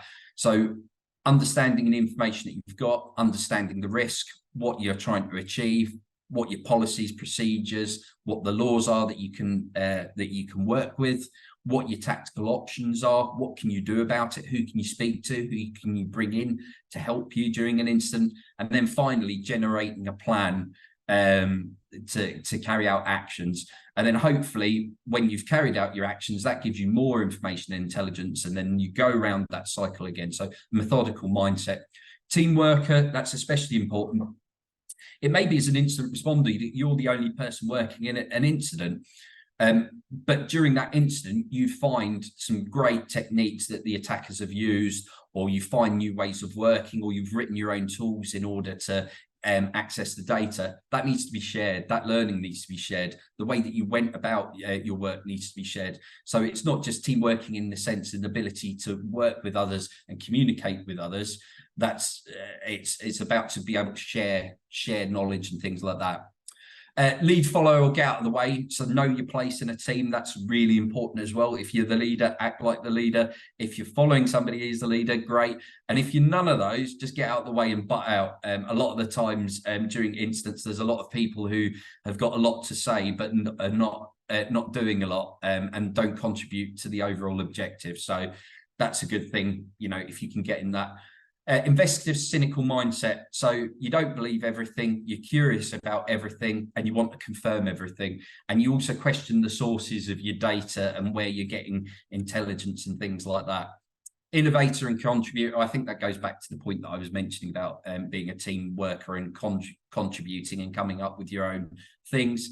And continuous professional development is quite important to me, in terms of you've got to demonstrate that you're going out and you're learning new things and you are adding new skills. That's why I'm quite passionate about certifications and things like that. Thank you, Rob. I'm afraid I have to stop you here because we're running out of time, but Apologies. Thank you very much.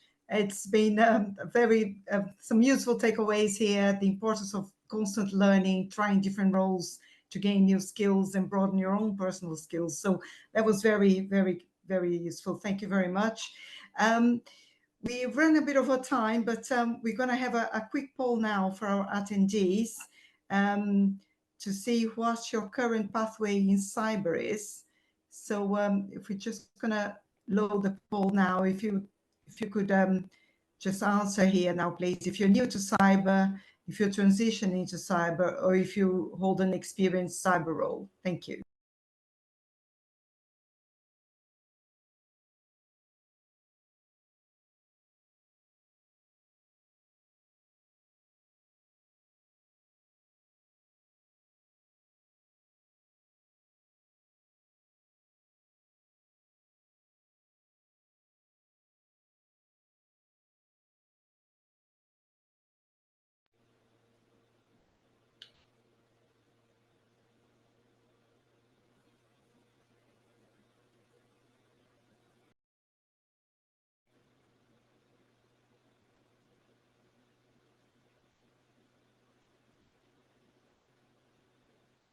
Then I would like to introduce our last speaker, Andy Woolhead, Head of Cyber Skills and Certifications at CREST. He's going to talk about career pathways and certifications within CREST. Thanks for joining, Andy.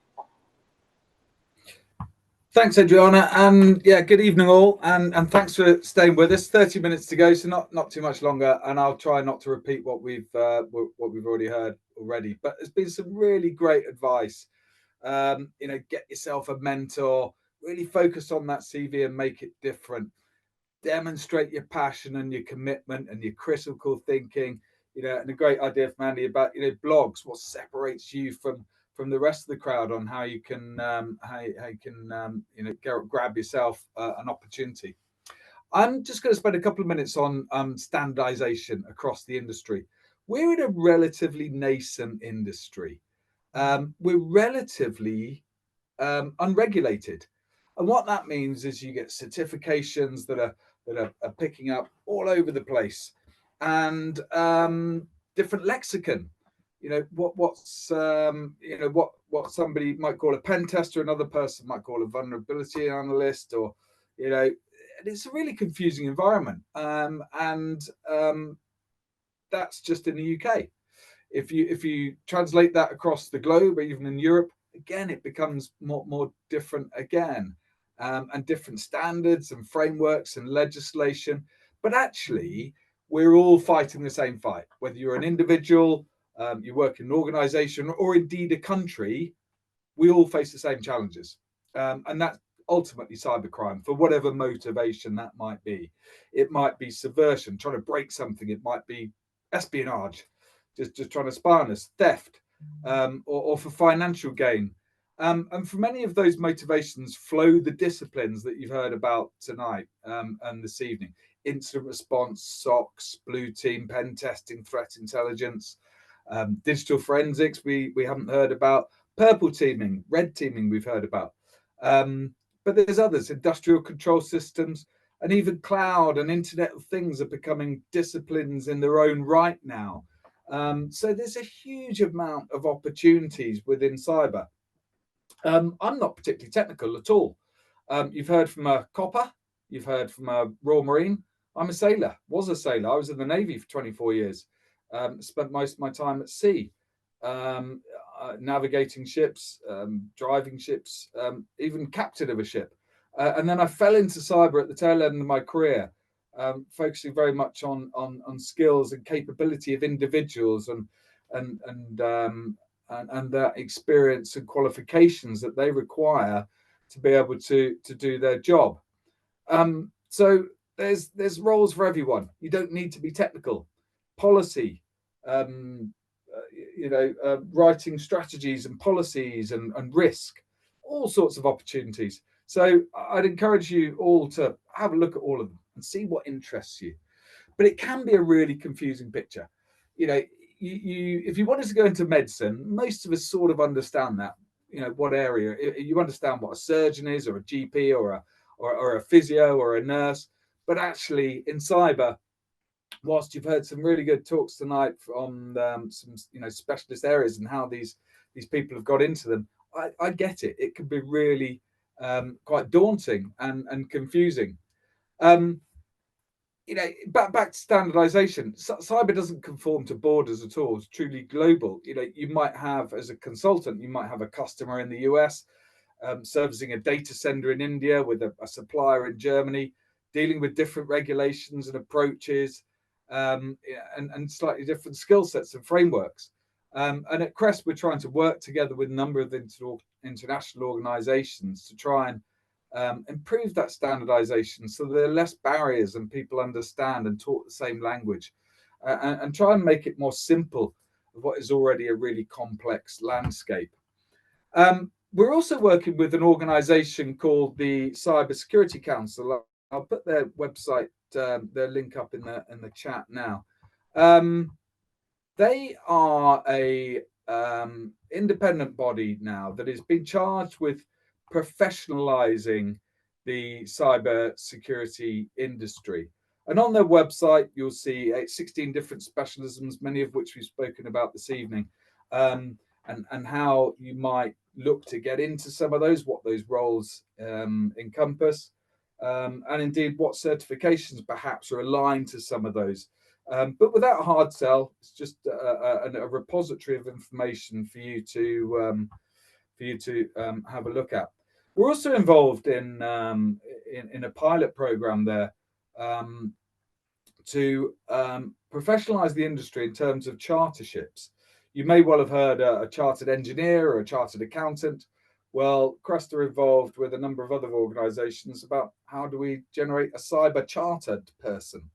And we're looking at the pen testing.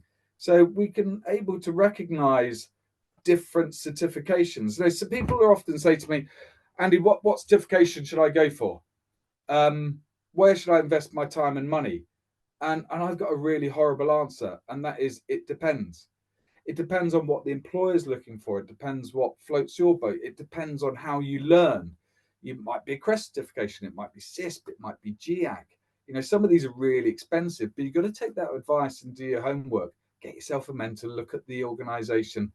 And when I've spoken to a number of CREST assessors, and if you heard that tonight, some of them don't even look at qualifications.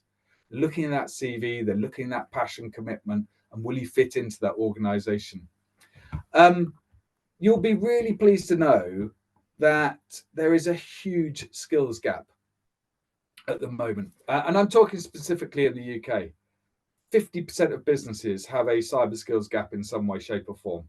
There are 160,000 vacancies in the UK, and that is increasing at 10% annually. And these figures are from I think they're from DCMS. DCIT is the new organisation where their skills gap paper was released back in September.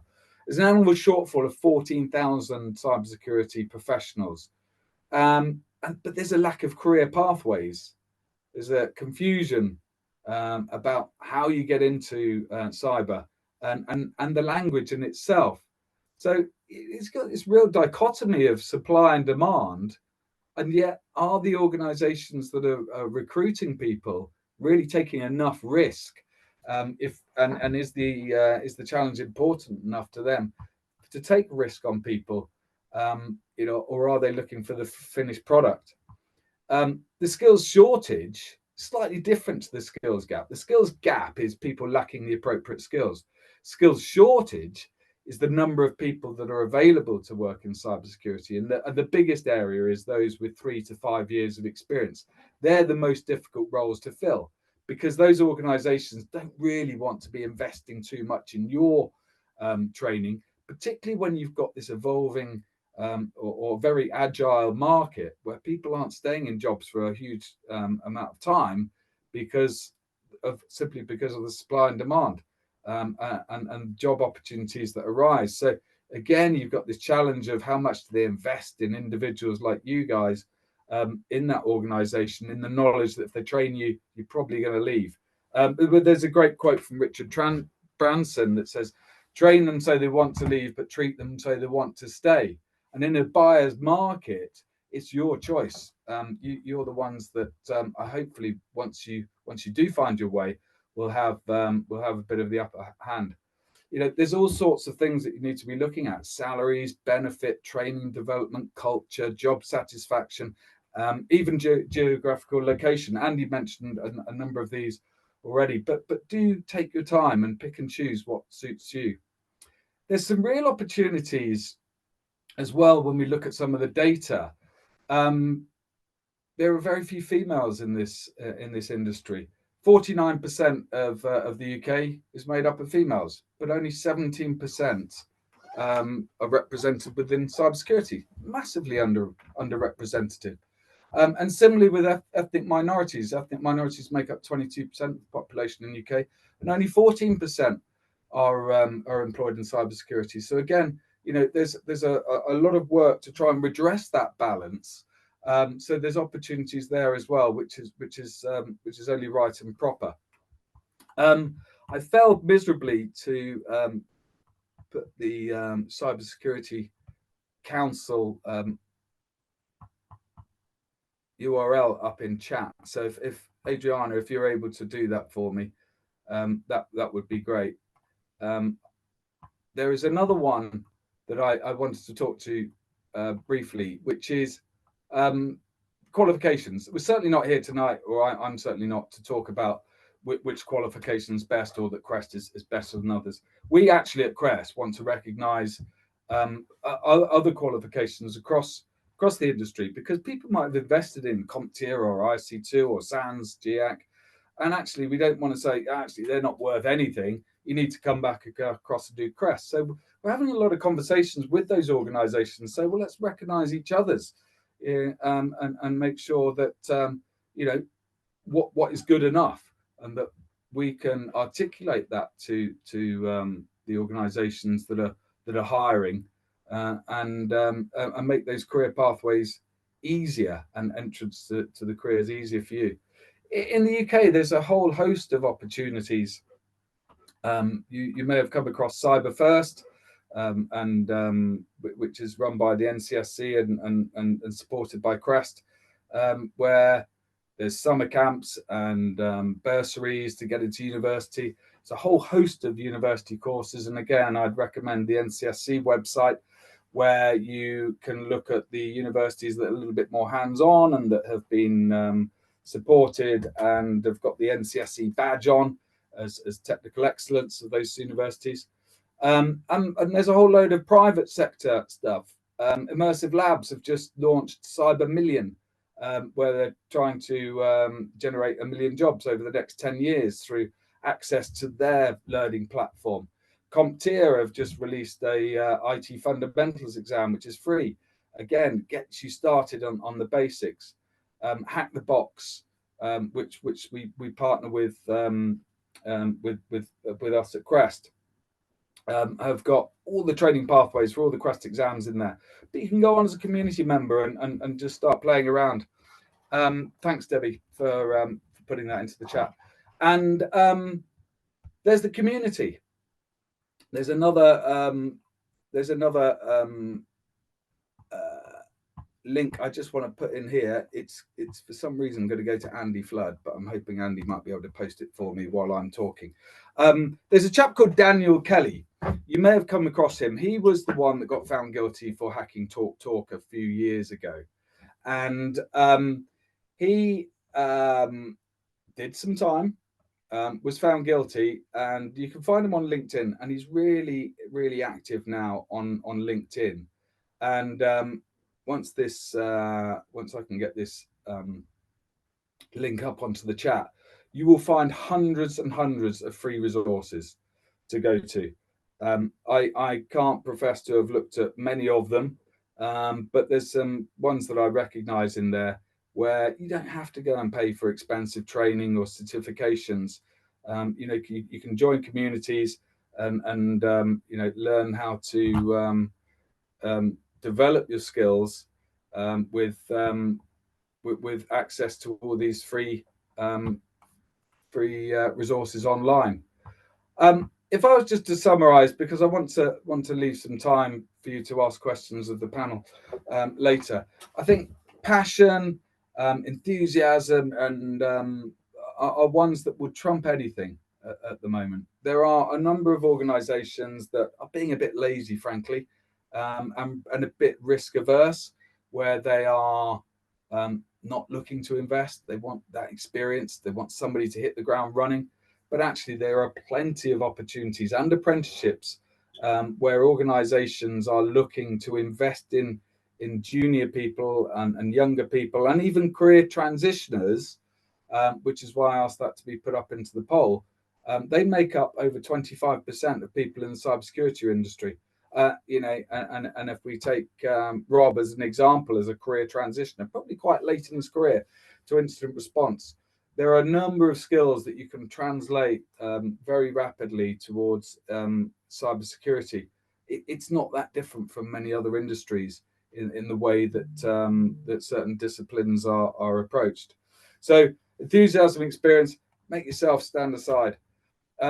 Your experience might not be commercial, but if you've written that script or you found that bug, then curiosity and commitment will get you a long way down the right path to get into the right employer. And if it doesn't, then maybe they're not the right employer for you. I was having a chat with my son the other day, and I think I'll just bring it up as the final point. Is have a think about AI and quantum and how that might affect your career. What elements, and I don't think any of us have got the answers for this yet, but what elements of cybersecurity are likely to be automated? Will threat intelligence, they'll all shoot me down now. Will threat intelligence be automated? Will pen testing be automated? These are already starting already. Now, I'm not suggesting they'll die off by any stretch of the imagination. And again, Aneesh, forgive me, but Microsoft is saying that a level 1 SOC analyst is going to be redundant soon because of AI, because you'd be able to automate all this.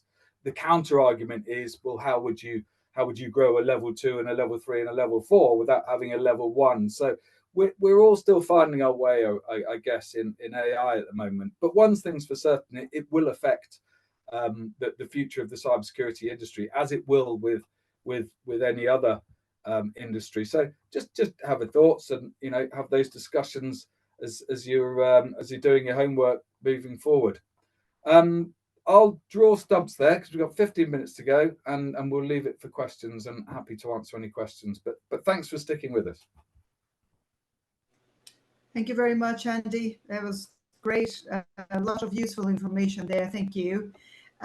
Before we go to our question and answers session, the results of our poll show that 43% of our attendees tonight are new to cyber, 52% are transitioning to a career in cyber, and 4% hold an experienced cyber role. So thank you very much for those who answered the poll. I would like to thank everybody who's attending this webinar, and also thank our panelists for the great presentations that we've had.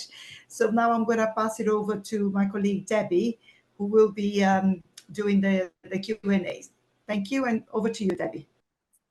Hi everyone, and thank you so much. That's been so interesting tonight, and just listening to everyone and how they have come into the industry, as you say, Andy. It's great to hear that we have so many people in here with so many skills that come from elsewhere. So thank you for those of you that are still here. Hopefully some of you are still here and you're going to hear your questions being read out, and we'll get some of the panelists to answer them. So some of the questions that we've had coming in, I know have been answered by our panelists, so thank you very much for doing that as we've been going through. But we do still have a few that I would like to ask everyone. So one of the questions is when I start interviewing, what are the two main things I should be doing or not doing? So I don't know if anybody from the panel would like to take that to start with. I'm happy to kick off. The key to start with is get to that interview. That is absolutely crucial. We have just employed a graduate for 18 months. We're going to rotate him through the various departments of CREST, 6 months each, and I'm certain, because I've been really impressed with him already, that we'll hopefully offer him something at the end of it if he doesn't leave already. I think we had about 60 or 70 applications for that one role, and I had to be pretty brutal in the sifting from really good people. Everybody that's hiring on the panel who will have been through that, and it's the ones that stand out. So first and foremost, that CV, just I'm not saying I do this, but give it the 30-second rule. Does it stand out? Because sometimes people give it that long. Honestly, 30 seconds, that's grabbed me, that's going in that part, that hasn't grabbed me, that's going in that part. Interview itself, it's some of the basics. Sound interested, do your homework on that company, maintain your eye contact, sound interesting, sound passionate, and give the star response. It's not always obvious. Situation, so somebody asks you a question, generate or define the situation you found yourself in, define the task you were given, what action did you take, and what result did you achieve. And if you could try and do that on each of your questions as you're coming forward, you bring it to life, and that makes the interviewer much more interested and goes, gotcha, I can understand that. That's my penny's worth. What I would say on top of the STAR model is, if you don't know the answer to a question, how would you go about finding out? What would be your thinking? Where would you go? What would your sources be? It is perfectly acceptable to say, I don't know. I would look at Google, or I'd ask these people, and then I would go away and research it. And hopefully this is what I would achieve at the end of it.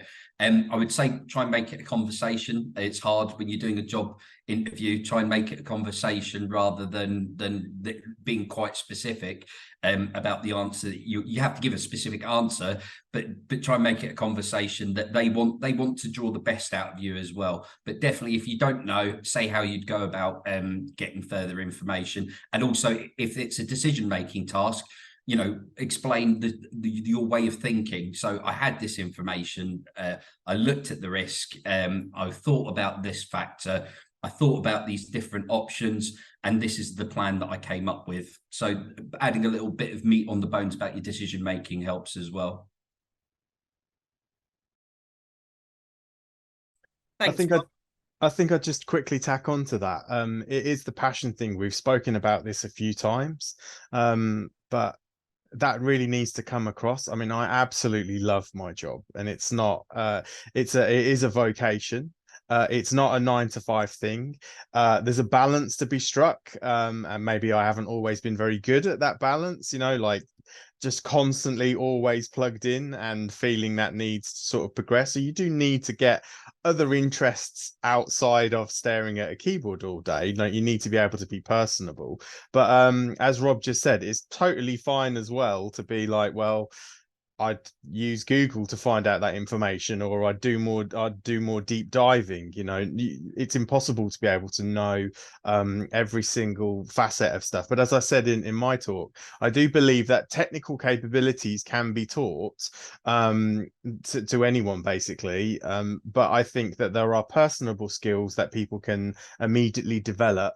And the other thing that I'd say is, don't always feel like all of the resources that you have to look at have to be within the cyber realm.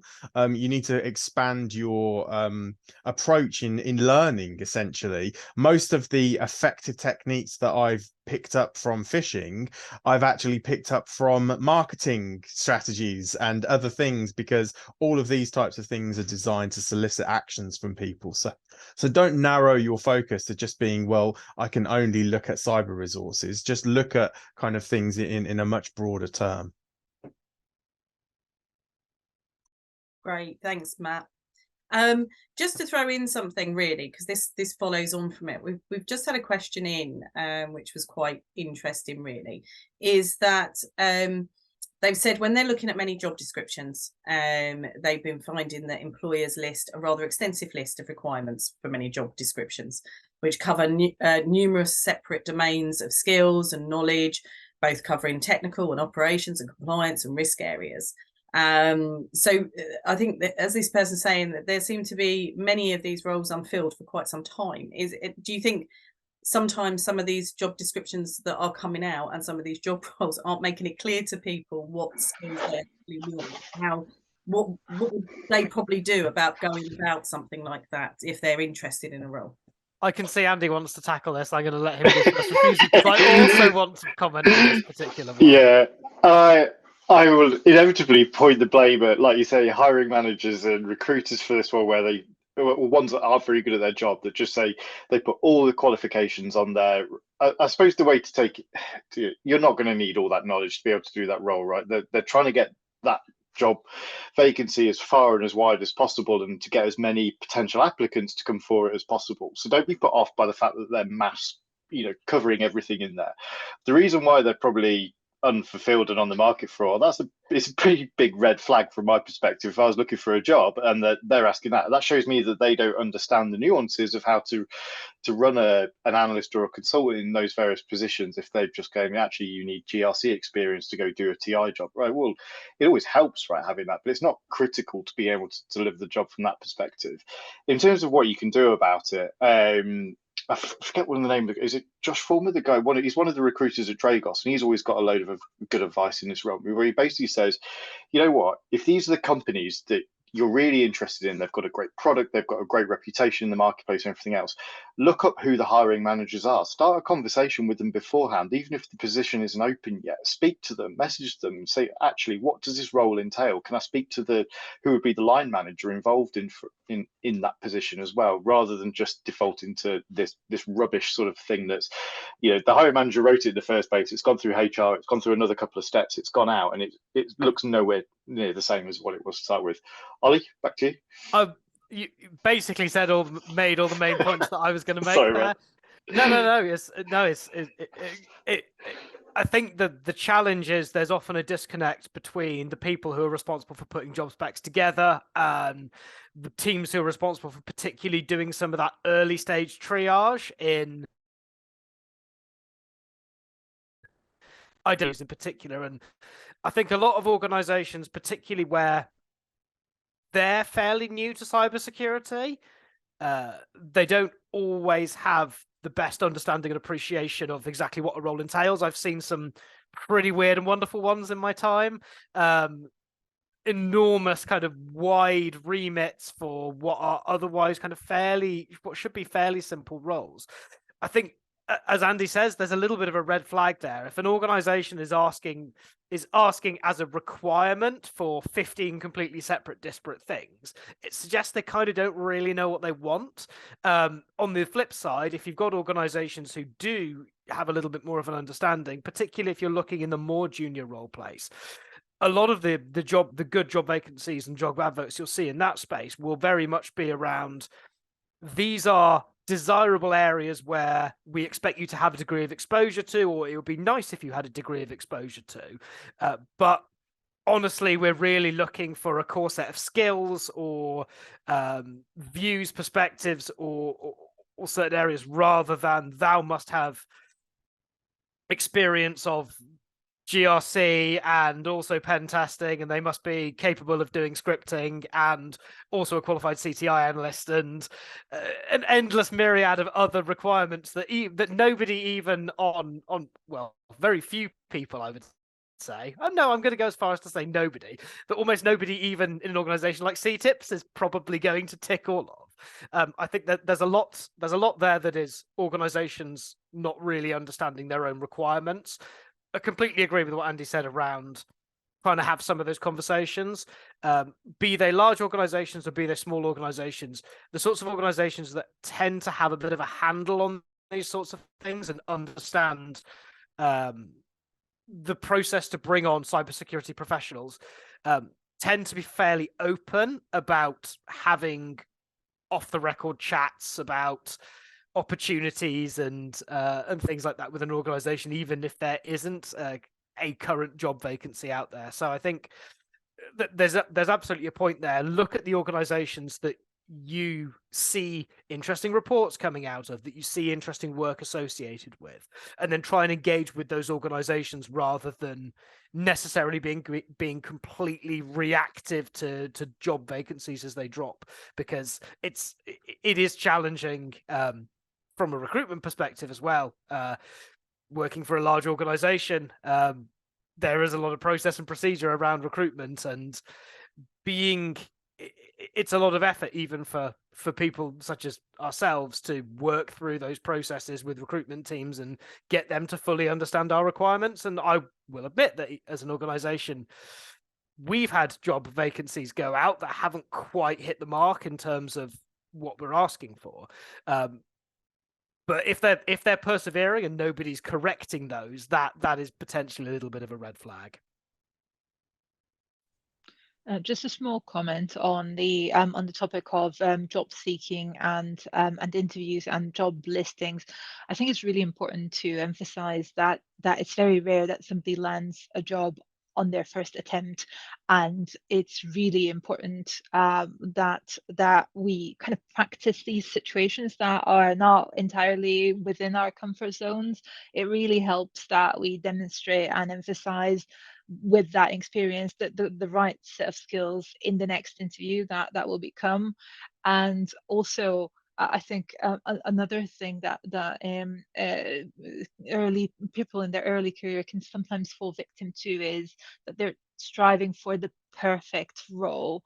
And you know, if you do end up getting a job or being given an offer to a role that is not entirely quite the right fit or not what you've completely envisaged for yourself, it may still be a good opportunity to learn. Some of the pen testers that I know that are really good testers come from a background that is outside the cybersecurity, and they were able to utilize all of that knowledge and experience in their current role, or even in a different role within cyber. You know, as it was said before, it can be that somebody starts in a SOC role and transitions into TI or into pen testing. It's really just about finding the positioning yourself and finding those aspects of that role that will allow you to kind of make the jump or climb the ladder. It's really that simple. So don't be discouraged if you aren't hired on your first attempt.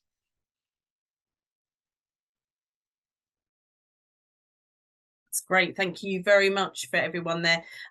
So we do only have about 3 minutes left, but what I'm going to try and do is put a few questions in together, if that's okay, so that we can just get through them. So we've got a couple of people on here. One person who's doing a master's degree in cybersecurity.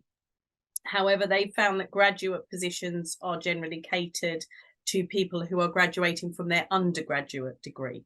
So they're saying, should I still continue to apply for these graduate positions, or is there something else I should be focusing on, focusing my time on?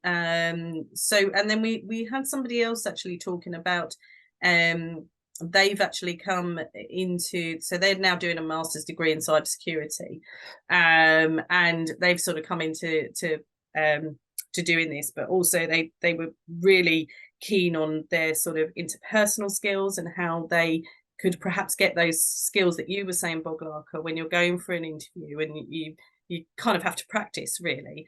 But is there any way that they can improve on those interpersonal skills, because they're probably doing their degree and they're not honed for those skills? So where should they look to try and booster those, really? I mean, this last part of the question is, I think, really simple. The practicing can happen with peers, mock interviews, and also just going back to the point I made at the beginning of the webinar about finding a mentor, finding somebody that is a little bit more senior and can help to kind of provide honest feedback and feedback that is constructive and allows individuals to grow. So those would be my main suggestions on developing the interpersonal skills. There's a lot of practice involved, and it gets easier eventually over time. Excellent, thank you. Is there anybody else that would like to comment on that? Oh, sorry. Go on, No, Matt. please. I was just going to say really quickly, put yourself out there. I think that's it. If you want to get that exposure for interactivity, like, put yourself out there. One of the best presentations I saw this year at CRESTCon was, whose name escapes me, I'm sure we can share it out, but there was a guy from Scotland who was currently doing a master's, I believe. And it was a great presentation, really thought out, really technical. And it was his first time ever presenting, and you wouldn't know it. So really just kind of be prepared to just kind of get out there, put yourself forwards, and actually the benefits, it's not always going to be perfect, it never is, but you know, that process of just kind of trying to strive towards it and being prepared to build those skills is really important. So yeah, just go for it, basically. I'd say if you want to develop your interpersonal skills, go for any job that involves customer service. If you can do that part-time, I think it certainly helps. If you've got something that's public facing, so you might deal with a difficult customer, you might need a customer that needs extra help, you might need a customer that you want to go the extra mile for whatever reason. I think any customer service job, I used to recommend when I was in the police, where people didn't have those people skills and during interviews, and it was quite apparent, go work in a pub. It really, you know how to deal with different kinds of people in different kind of situations. You problem solve, you deal with adversity, deal with people at their best and worst. So I think that is, and when, as you learn, because it will go wrong when you're in a customer service job, you will grow in confidence about how you speak to people and what your coping mechanisms are, and key things that you can fall back on where things are getting tough, or you don't know how to approach certain people, or you don't know how to approach a certain problem.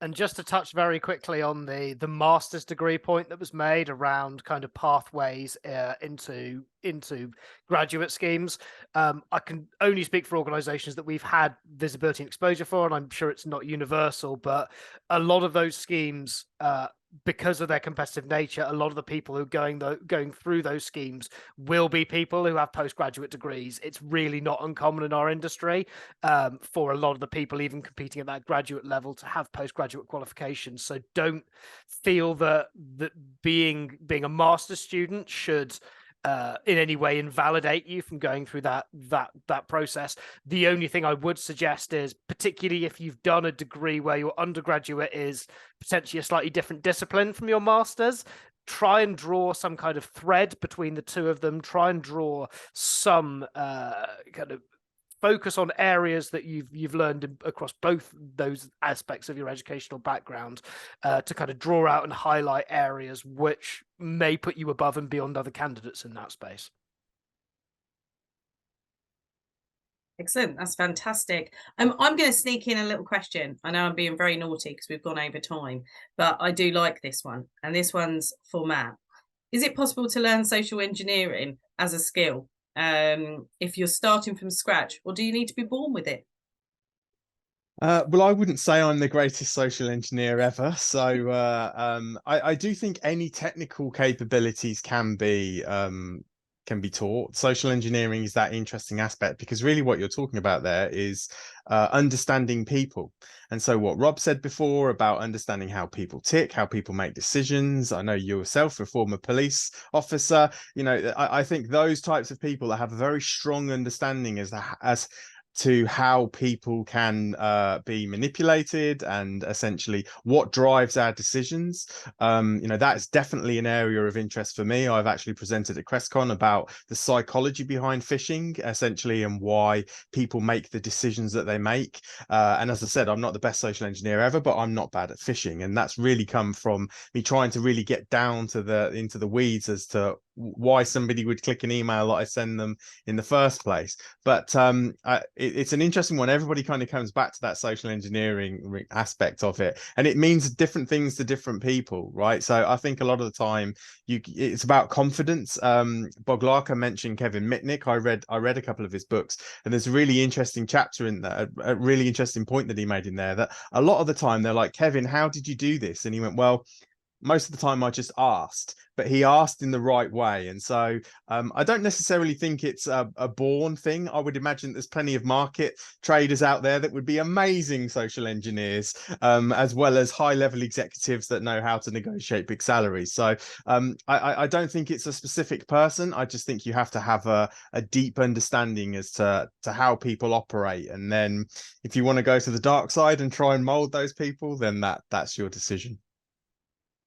That's fantastic. Thank you very much. And thank you for letting me sneak that one in there. And I am going to hand over to Adriana. Thank you. Thank you, Debbie.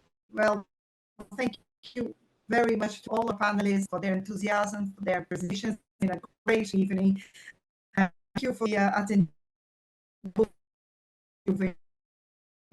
And to remind you that this webinar has been recorded and is going to be available from our YouTube channel in a couple weeks. Good everyone with your prospects. That's great. Thank you to everyone who's attended today. Thank you so much to our panelists, and everyone have a nice rest of an evening. You can go off and have your dinner now. Cheers all. Thank you. Bye. Thank you. Thanks Thanks very all. much. Bye. Cheers.